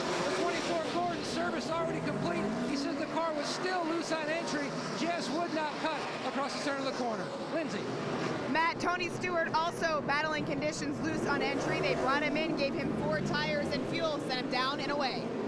And this is where you got to be careful not speeding, because you're trying to make up every little bit, and this is where a lot of guys get nailed on speeding at pit road. Casey Kane. All right, Marty, what are they saying to the 9? That's a big adjustment for the 9, Wally. 2 rounds down on the track bar, extremely loose at the beginning of the run. Also, Casey having trouble on restart, so he has to restart in 3rd gear, believe it or not. Mark Martin also coming down pit road, hitting pit road right now. His car too loose at the start of the run. Alan Gustafson makes an air pressure adjustment, trying to get it a little bit better. But again, Mark keeps talking about that track position, too far behind the leaders, 4 tires, and that very small air pressure adjustment to make it a little tighter at the beginning of a run.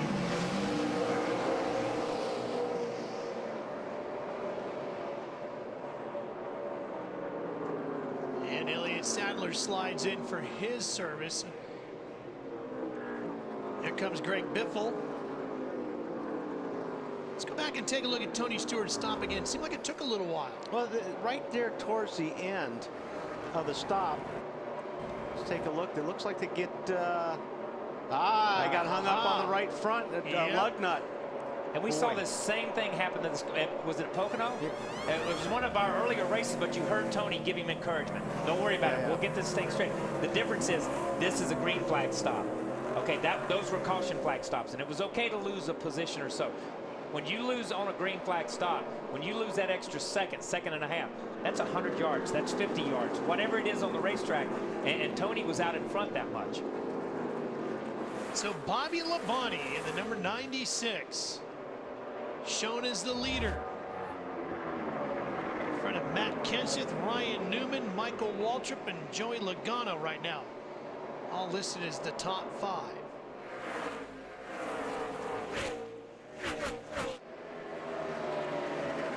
Bobby's last pit stop came on lap 171. That's the same time Kenseth went in. And the guys that have stopped for tires are running almost 128 miles per hour lap times. And Bobby Labonte is about 4 miles per hour a lap slower. So that's the big difference that you see right there on tires. Classic example, like Kyle said, once you put tires on, man, it is a rocket. And you can lose a lot of time by staying out there on those tires, Marty. Yeah, you can lose time, but let's give some credit to Bobby Labonte and this team. They've done a very good job. This is what Larry Mack was talking about, hoping it stays green right here, but they are losing time. As you mentioned, you see Mark Martin having gone around them, so Bobby's got to pit a little bit earlier than they had planned. They would like to have stayed out about another 10 to 15 laps, but I think their hand is going to be forced here in the next 4 or 5 laps. Yeah, I think they're going to lose way too much track position by trying to stay out there on those tires, because you can see how much faster these guys are that have just come off a pit road. Well, the guys in the top 11 are the ones that still need to come in. Bobby Labonte all the way down to John Andretti. It includes Kenseth, Newman, Waltrip, Logano, Rudiman, Stremme, Keselowski, Casey Mears, Smith, and John Andretti. You know, and this is hard when you're a Bobby Labonte. You're looking in front of you, and these guys just drove past you, and they're driving away. You look in the mirror, and there's guys running you down, and it's like, how much longer do I have to stay out here? How much longer do I have to hang on to this thing? And they're like, 5 laps, and then the next time you come back, well, just give me 7 more laps. You know what I mean? They just keep adding to it. And you're telling them, listen, I'm going to wreck this thing. Yeah, I'm just because you have hanging on. no idea how bad this car is handling right now. And that's the crew trying to play a strategy, and the crew chief trying to play a strategy to get people a lap down in case the caution does come out. Yeah, this is where you really ask a lot from a driver when you put somebody like that in that situation, like Bobby and these guys that are staying out there. They are skating all over the racetrack right now. Once all those top 11 complete their pit stops, this man, Jeff Gordon, will be back in the front. He's led 65 laps already today. He's currently sitting in 11th now. Remember, the rest of the cars in front of him all still need to pit. And like Kyle said, you know, on that, when you're under green and you have that problem in the pits, that costs, I think, what, 2 spots? At least two spots to Tony Stewart, but just that one little thing on pit lane. That's hard to believe that it's that close. You come down pit road, you drop a lug nut, you go from leading to running 4th or 5th after the pit crew cycle, and that's amazing. Marty, Matt Kenseth in. Yeah, back in, and all that brake dust flies off the right front again. They took some tape off the brake duct earlier because the brakes were so hot for Matt. Too loose at the start of the run. The theme of a lot of these drivers, down 1 round on the track bar, trying to get it tightened up just a little bit. Tony Stewart and Kyle Busch fighting over the 11th position. It wasn't much of a fight there. Stewart's car just seems to be so good getting down into the corner and through the center. Something, you know, I think these guys are giving Tony a lot of room. Because you can't fight that. Is that Tony? He must have got into him. Yeah, must have got into him a little bit because he said, tell him I'm sorry. Tell him I'm sorry, but I need to go now. I don't have time to wait. Wow. He's not accepting that apology. No, he didn't. I'm sorry I'm passing you back. Maybe that's what Kyle's saying. But, I mean, he gave it a look. Bobby Labonte hits pit lane. And this will be interesting to see. Now, he led while all those guys were running. It'll be interesting to see where he comes out in the cycle. Bobby had led 9 laps here today. That's more laps than he has led all season long. And it's okay to lead, but you want the ones to lead to count. You know what I mean? And I'm not sure those laps counted right there for him to do anything. He was just trying to get it counted as far as strategy. And I don't mean they didn't count. Don't get me wrong. You understand what I'm saying? They counted as far as strategy, because if they could have caught a caution, they would have had over half the field down a lap. And that's what those guys were counting for. At the same time, as Bobby goes back out, if he ends up a lap down, then that lead and staying out it didn't count for anything. So Ryan Newman goes to the front of the field. You know, we were talking about Tony Stewart apologizing to Kyle Busch. Let's see that. Well, you remember we were talking about that slide job 2 or 3 times. That time it didn't work. Yeah. I mean, you know, he got into the car instead of clearing the car or, you know, staying off the car. Obviously, Kyle Busch is going to get back into him just to let him know that he didn't appreciate being slid into the door.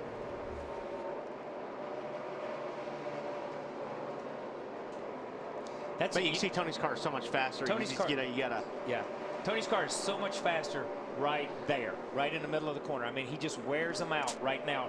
And everybody talks about it. You talk about it in pre-race. Everybody talks about it all week. I need to rotate. I need to roll better. I need to make some time here. And Tony and those guys have got their car. But that's where they're making time. That's where he made time on the 24. That's where he's made time after restarts. And it's a foot. Then it's 4 feet. And it adds up. And the next thing you know, you're half a straightaway ahead. He just had a bad pit stop, and now he's playing catch-up. 50 left to go here today in Loudon, New Hampshire. TNT's Summer Series continues.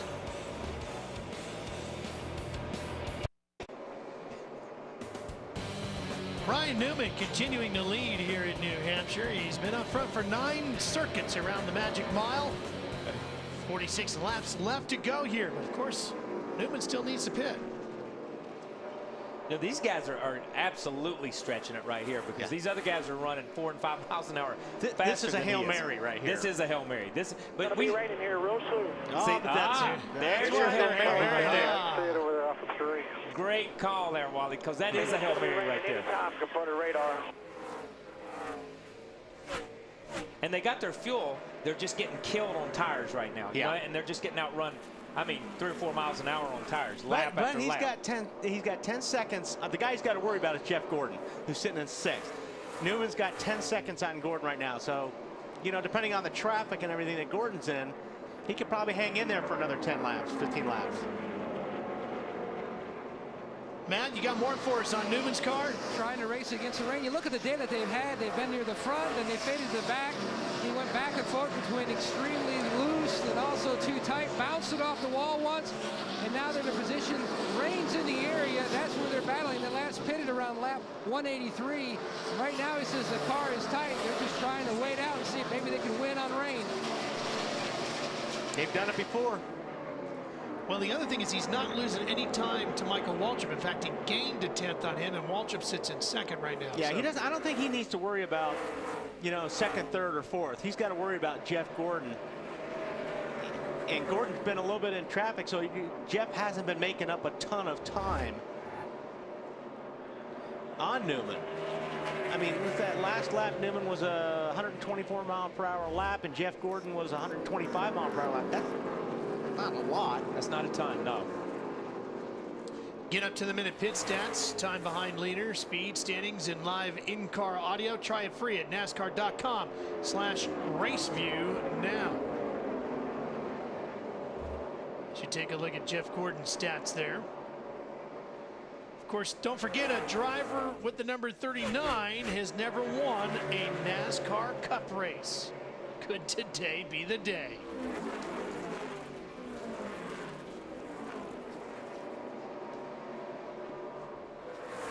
Yeah, Jeff's having to fight traffic and having to work traffic. I think when he gets clear racetrack, he can make a little time on Newman. Now Michael Waltrip went down pit road, so now Joey Logano moves to 2nd. He's 5.3 seconds behind Ryan Newman, and Gordon 9.5 seconds back in 3rd.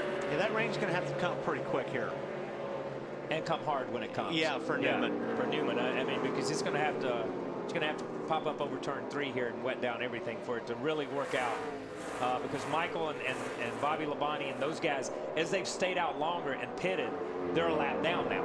Because running that slow on the racetrack, just as Larry talked and just as we talked up here, you sacrifice that lap trying to get somebody else a lap down. But you know the whole time that's happening that it can be turned on you. 9th place battle between Sam Hornish Jr., who holds the spot just in front of Jimmy Johnson. Boy, Johnson just has not been able to get out of that area right there since he's been put back there. You know, these cars ran best when he got in his rhythm and he got out front and he did his stuff. He's still fast, but when you have to come and you have to race somebody like Hornish, and you got that car in front of you, just that little bit of aero, just that little bit of old tires, just that little bit of everything adds up. You don't just run up to them and pass them and drive around them like you do on some of these restarts. This is tough racing right here. You can't use your line. Matt, what's going on 39? Are they looking at pitting pretty quick? Wally, they're saying there's rain in 3, but Ryan Newman just said, I'm coming, I am out of fuel. It has run out of fuel. He's working his way down pit road now.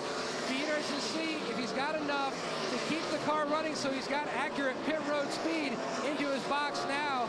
They were looking to go to about lap 267, so that's 3 laps short of what they were anticipating their visit on pit road. Yeah. See the guy run out on pit road right here in the cow. You see, that's fuel. He's squirting fuel down in a little tube that they have right next to the cow, and it squirts it straight into the carburetor. That's incredible. That was a great shot right there from the camera guys, but the thing didn't fire. It fires and then it cuts off. And that's the thing. When you run these things out of fuel, you're done. They're out of fuel. This is not the way it used to be. Matt, what are they saying? And they can only push the car about 3 pit stalls before they've got to return it back. Basically, it started to mist, and the mist is picking up. When he said, I'm going to have to hit pit road, his father, Greg Newman, the spotter, said, but it's starting to rain. He says, but I had to come. I'm totally out of fuel. It stalled again. It just kills you. When you run these cars out of fuel, you all of a sudden take yourself out of the race completely because you lose 3 or 4 laps trying to get it started. Yeah, and there's no fuel in the tank. There's no fuel in the carburetor. There's no fuel in the line. These guys have it down to a science. We've seen that with Tony Stewart, and with these guys winning races on fuel mileage, they get every drop out of it. All right, so the number 39 isn't going to win a race today, but look at this battle here between the 24 and the 2. Caution's out. And Joey Logano has the lead as the caution comes out. Okay, now We're good for about 3 to 5 laps there under green, so we go quite a few, okay? Just save fuel. Roll out, shut it off, shut all your fans off. I don't know if I'd hit pit lane until it ran dry. Until it At ran this smoke point. out. You can't come down the pit road. If you're sitting in the lead, you know what? You got to run it out of gas, and because you're done anyway if you come in at this point for fuel. This is where Joey Logano, having a guy like Greg Zipadelli, is going to help him. It's raining. He's talking to him. He's going to talk him through it. He's going to talk him through cutting it off, doing all this stuff. Joey's a great driver. We've talked about it. He was not in this race till this time, okay? I mean, he's already been a lap down and got his lap back. He's had some issues, but I'm going to tell you something. This is where this team is going to take this driver and put him in position to win races, and today may be the day. Well, Lindsay, he got the lucky dog during that most recent caution, and boy, have they played that card right.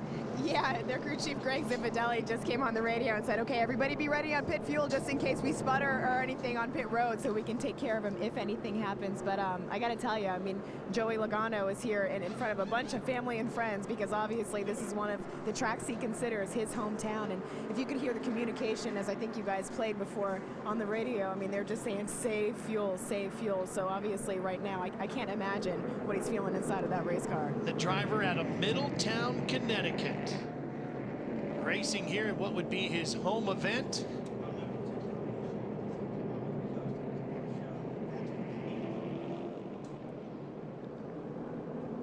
Wait, not even touching that throttle. There's Carl Edwards. All right, Wally, what kinds of things are they doing? Well, we saw it at some other tracks. You see the switches up there.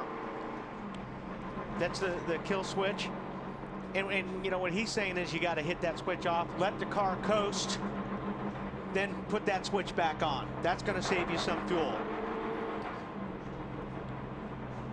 And that's about the only thing you can do. I mean, you know, you're already crawling around this place. And listen to him, he's lugging it. He's not in first gear. He's in second or third gear. He's lugging it, just keeping the RPMs down. 10-4. Yeah, it's raining. But that's about, like I said, that's just a good shot of the driver. All he's really got to work with right there is his right foot and that kill switch. Did you hear that? I did too. Over 3, turn 3 back. The way it's coming, it's bad. Well, Carl and his crew seem to think this one might have a little difficulty getting going again. Well, let's take a look at today's NASCAR Sprint Cup Mobile Now moment. By far the biggest moment of the day. And not a good one for a lot of these guys, obviously. And of course, Joey Logano, there you see him on the bottom, squeezing by. Yep. See, Reagan looks, oh, this guy got it made. Man, that was a big hit. And Martin Truex thought it was all about Kyle Busch. And that could have been a big hit. Yeah. Yeah, if he would have released the helmet, that could have been a big hit. And then a big hit in the pocket after that. Exactly, that could have been. We'll find out what's happening down the NASCAR Sprint Cup Series with live race radio, live in-car audio, and real-time stats on NASCAR Sprint Cup Mobile. Visit sprint.com/speed. Only from Sprint, only on the Now Network. So, of course, rain causing this caution, our 10th of the day. We've had 43 laps under caution today. Hey, Joey Logano has won here before, the Camping World E-Series. 54, 82, go.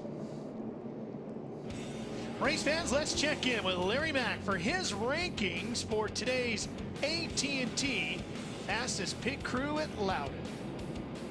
Well, Ralph, the first team I'm going to go with is that 24 car of Jeff Gordon. They started second. I don't think they've hardly been outside the top 5. They've been to pit road 4 times. They've gained spots on 3 of those 4 stops. The 2 car started 4th, almost the same situation as the 24 car. Other than the cycle of 2 green flag pit stops, they've not been outside the top 5. But I'm going to go with Greg Zipadelli in this 20 car. When you think about it, they brought the 9th caution flag out on lap 182. They were 1 lap down. They got the wave by, and you know what? I'm going to give a call to Greg Zipadelli for making a gutsy gambling call with this young rookie. Who knows? Could this be the 11th winner of 2009 we're looking at right there?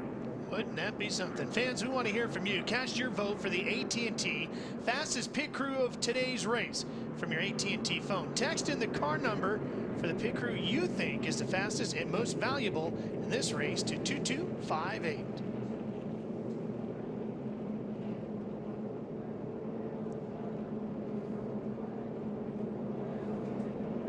You know, Joey Logano actually won both of those Camping World East Series races here in 2007.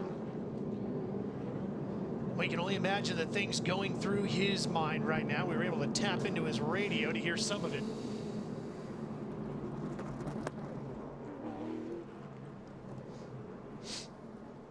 Save fuel for me. You got to save fuel. We're good for about 3 to 5 laps there under green, so we go quite a few, okay? Just save fuel. Roll out, shut it off. Shut all your fans off.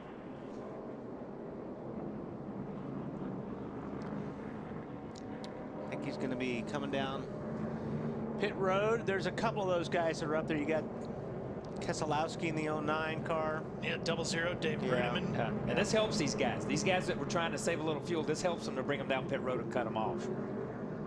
Obviously. That was a stupid statement. Yeah, it really was. Did I call myself on that one?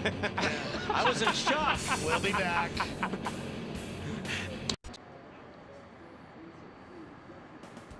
The red flag is out once again, unfortunately, here at New Hampshire Motor Speedway due to the rain. Joey Logano's car getting the top put on it, as are a lot of the machines down there on pit road. Now, if Joey can hang on and win this, he will join David Rudiman as the second driver this season to secure his first victory and to do it in a rain-shortened event. Of course, David won at Lowe's back in May, and he'd be the second to do it here at New Hampshire, joining Ryan Newman, who won in 2003.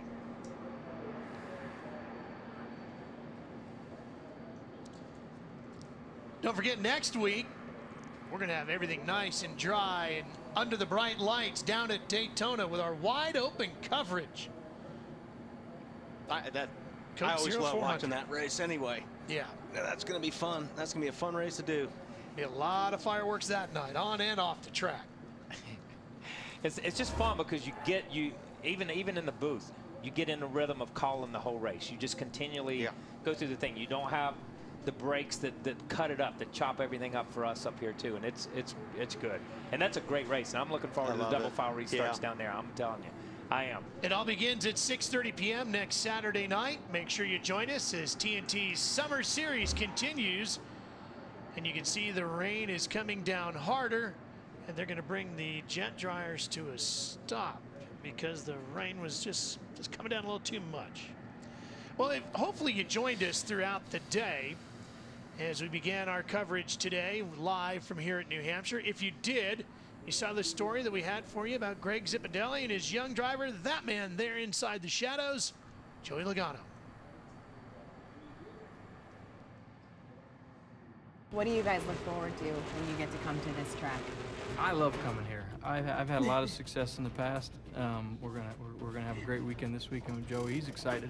He's nervous as all hell about being here this weekend. Are you nervous? think. I don't know. I'm not really sure about this place yet. I have mixed feelings about this joint. I won a couple Camper World East races here, and then I made my debut here in a Cup car last year, and that didn't go so well. So, How far do you feel like you've come as a team on the track? I think a lot, really. You know, from the beginning of the year, I'm gonna take blame for most of everything that happened there. You know, I mean, it's, you know, some things were uncontrollable. Most of it was me just getting used to the cars, and some of it was me and Zippy getting used to each other.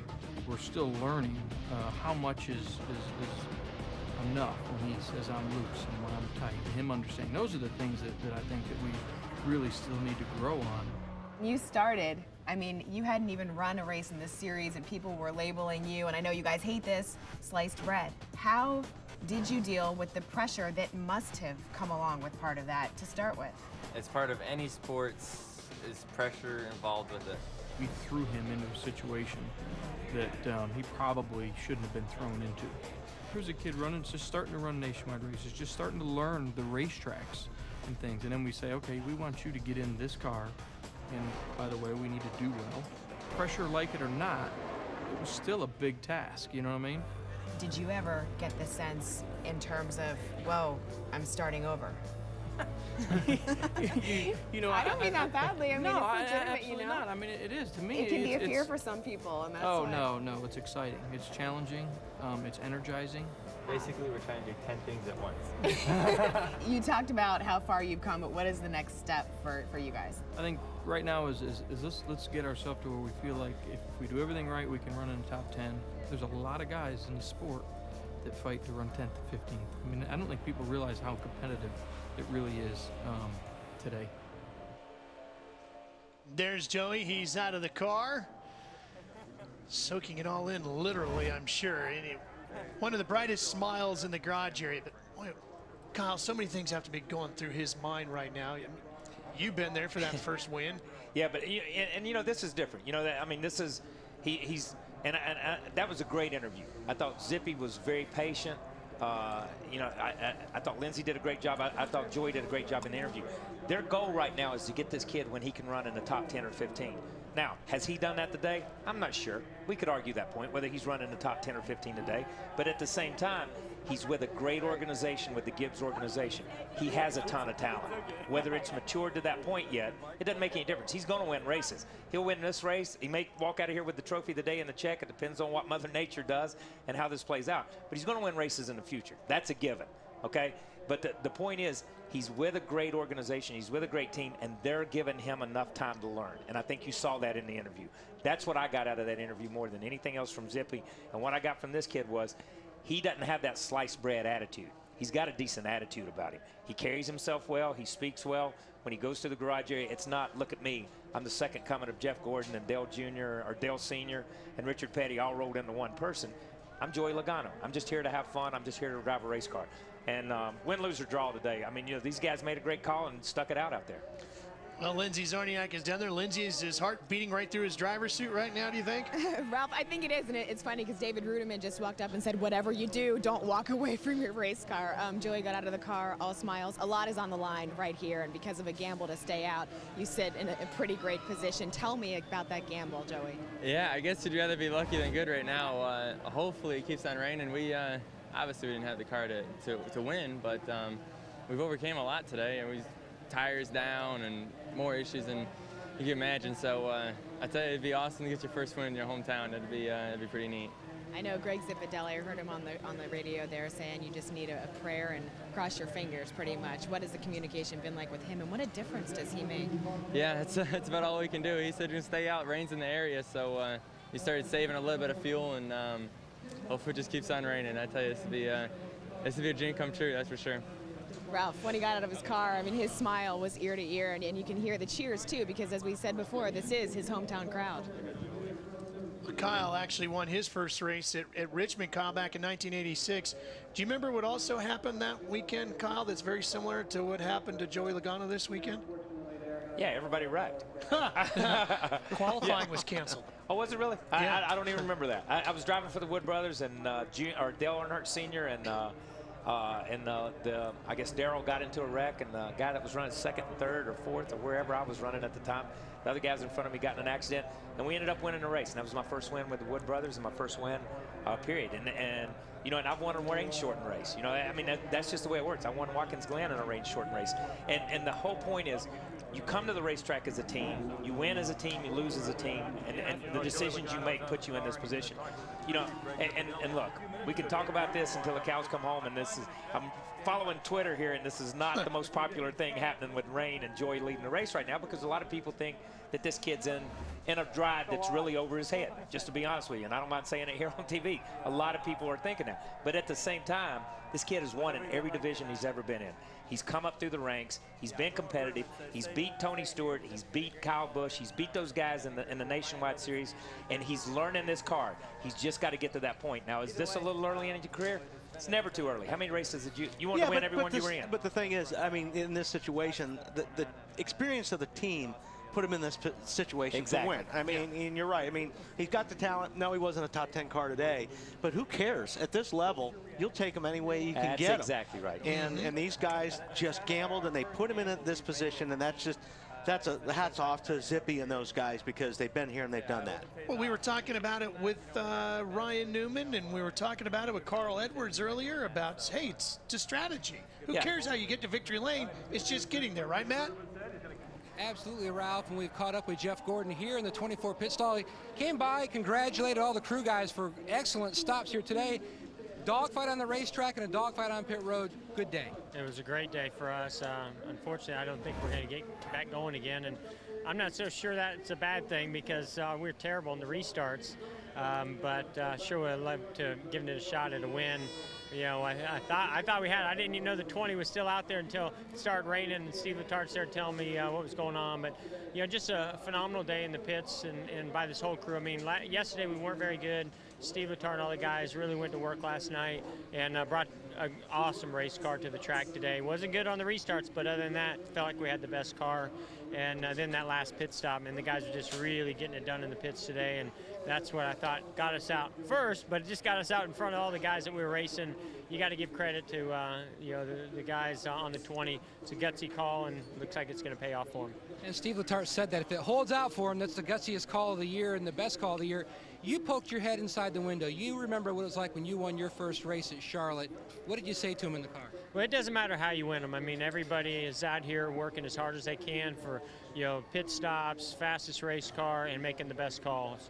And you know, I just told him that congratulations. I thought it was over, and he was like, "Don't jinx me, don't jinx me. It's not over yet." But I'm pretty sure that it is. And I was trying to get him to use as much fuel into those caution laps as I could. I thought for sure he was going to run out based on what they were telling me, and he still made it here to pit road on the red, and now it's raining hard. All right, Jeff Gordon currently second, unless the rain stops, we'll go back to green. But right now, he's second here on pit. Let's go pit road to Marty Snyder. And the rain worked out for Kurt Busch last year. He was able to win today, third. And after how good the car was as third, and okay, result with you if we do get rained out? Yeah, I felt like we were much racier this year with our Miller Lite Dodge. Good changes. Crew was up and down a little bit, but my restarts, I got to give them an F today. I couldn't get going, sliding the tires on the initial start, sliding through the corners. Then it would go about after 4 laps of running. So that was where our downside was, but the car was good on long runs. Talk about those restarts, and not necessarily how you would grade them, but how would you describe them with a 24? They got intense a couple of times, I think. Yeah, those double file restarts, man, when you inject that into our racing, it seems like it changed the whole game. There's more to think about, and after lap 150, you don't know when the rains are going to come. To me, that's a complete race. You better go and get what you can. And yeah, I stepped over the line a little bit, but that was excitement. That was exciting. I think Jeff can have a smile on his face right now, but yeah, maybe stepped over the line. And that was Jeff Gordon giving the push there. There he was. He was rubbing back, and it's great. You know, this sport has been clean, and the guys that you race with are clean, and when you can rub a little bit like that and still finish second, third, that's all right. And I do have to say, when Jeff Gordon did walk by, it was a friendly push from Jeff Gordon. He and Kurt Busch having a little fun today. Kurt right now third as we watch the rain come down, Ralph. You know, I wonder when it's going to get to the point that these guys really start. They probably already have. We're always a couple laps down, but working on these cars for restarts. Because they're so. This has changed the complex of the race, because now the restarts are so important that this is just a whole nother area the teams are going to start focusing on to try to get those cars to restart better, because I thought Jeff Gordon's restarts were great today. Yeah, and I think Jeff, I took that comment the same way. I thought his restarts were incredible. I think what he meant was the first 4 or 5 laps after the restarts weren't as good as what he wanted, because he couldn't get away from them. He could capitalize on the start, but he just couldn't get away from them. Lindsay.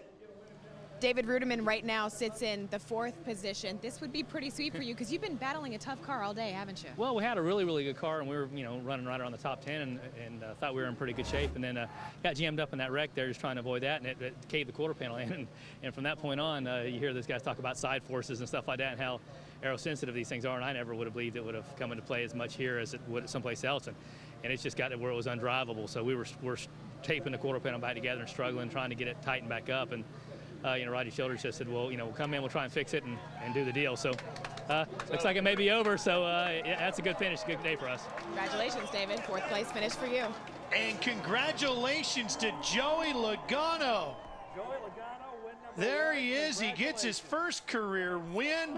19 years old, 1 month and 4 days. His dad comes in to give him a big hug. Just spectacular. And he gets it here at his home track. The driver out of Connecticut, Greg Zipadelli, and the crew have got their rookie a win. We'll be back to hear from a lot more of the drivers. Logano, the youngest winner in Cup history, breaks Kyle Busch's record here today. Tony Stewart coming over to give his old crew chief a hug. We'll be back.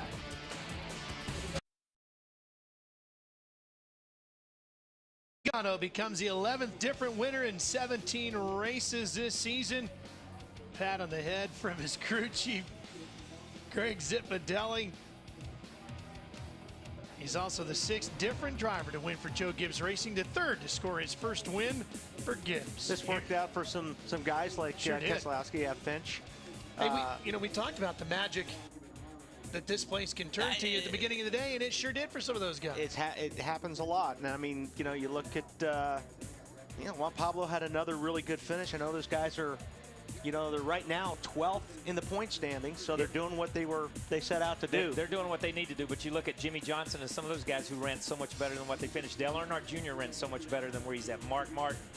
We didn't speak a lot about Hamlin, but there's John Andretti. And Reed had one of the fastest cars here all weekend long and ends up, for whatever reason. Or let's go back up to second. I mean, this is killing Jeff Gordon. I mean, he was awfully polite on that interview, but let me tell you something. Those guys were looking at pulling this thing off today, and it's a tough way to lose one. Keselowski's 3rd top 10 in his last 3 races, so he's really coming on pretty strong here today. And some of the guys back here got caught up in that big wreck earlier today, and another rough afternoon for the RCR guys, including Kevin Harvick back in 34th.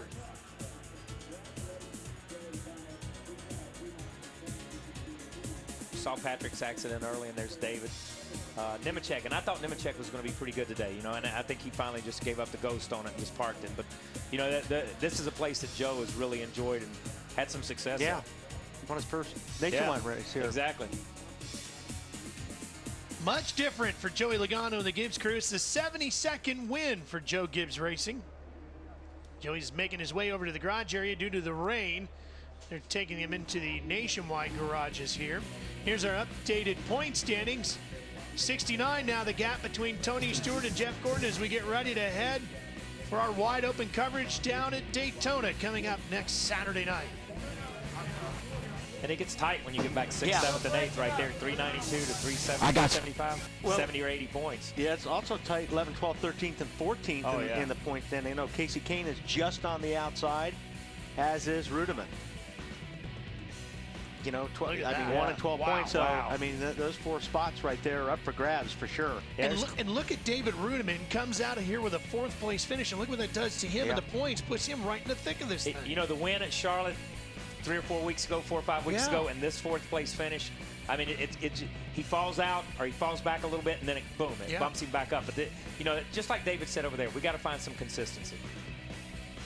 Well, the winning car getting pushed away from the racetrack, and it's maybe going to catch up with our race winner, Lindsay. Ralph, a year ago, Joey Logano made his Cup debut here in preparation for this first full-time series in the Sprint Cup Series, and now, ironically, this is where you get your first win. Tell me how badly your heart was beating, waiting to see if this race would end this way. I never thought I'd been the one. You know, it kind of bit us in Charlotte. We had the same opportunity to do this, and you know, we didn't do it. And this was the opportunity we had. We didn't have nothing to lose, and Zippy made a great call. I got to thank the Home Depot. I got to thank Sprint. All the fans, Coca-Cola, you know, who else? We got Toyota, all those guys. You know, this is a dream come true, and to have it, I mean, it's the best racetrack we could ever had it at. We're moving out of the way to let Joey's car in, and Joey, I also want to ask you. You told me 3 days ago that this place still kind of freaked you out, but this is your hometown track. So how much more special does this make this? It makes it that much more special. Believe me, it's. You know, we struggled a little bit in practice. I felt like I was starting to figure it out. You know, their last run of the race, really, we picked up about 0.4 of a second. I was like, oh, that's now where we need to be. And, you know, luckily, we saved enough fuel. We made a pit stop there at the end before the last green flag run, so we had a little bit more fuel than everybody else, and that's what it took. Go celebrate with your teammates. Joey Logano becomes the youngest driver to get this win, 19 years old, Ralph. The fourth win for Joe Gibbs Racing in New Hampshire, and fourth of 09. He's got to try to figure out where to go here, doesn't he? Fourth rain shortened race here in New Hampshire, and the third of 09. What a great win for Joey Logano. Hey, next Saturday, NASCAR on TNT heads to the birthplace of speed. Coverage begins at 6:30 p.m. Eastern with NASCAR on TNT Live. That's followed by Countdown to Green, and then the Coke Zero 400 from Daytona, powered by Coca-Cola. That's next Saturday, July 4th on TNT. Coming up next in the East on TNT, The Patriot, and in the West, it's Law & Order. Head to NASCAR.com right now for the NASCAR on TNT post-race show. Interviews, analysis, and more live now on NASCAR.com/RaceBuddy.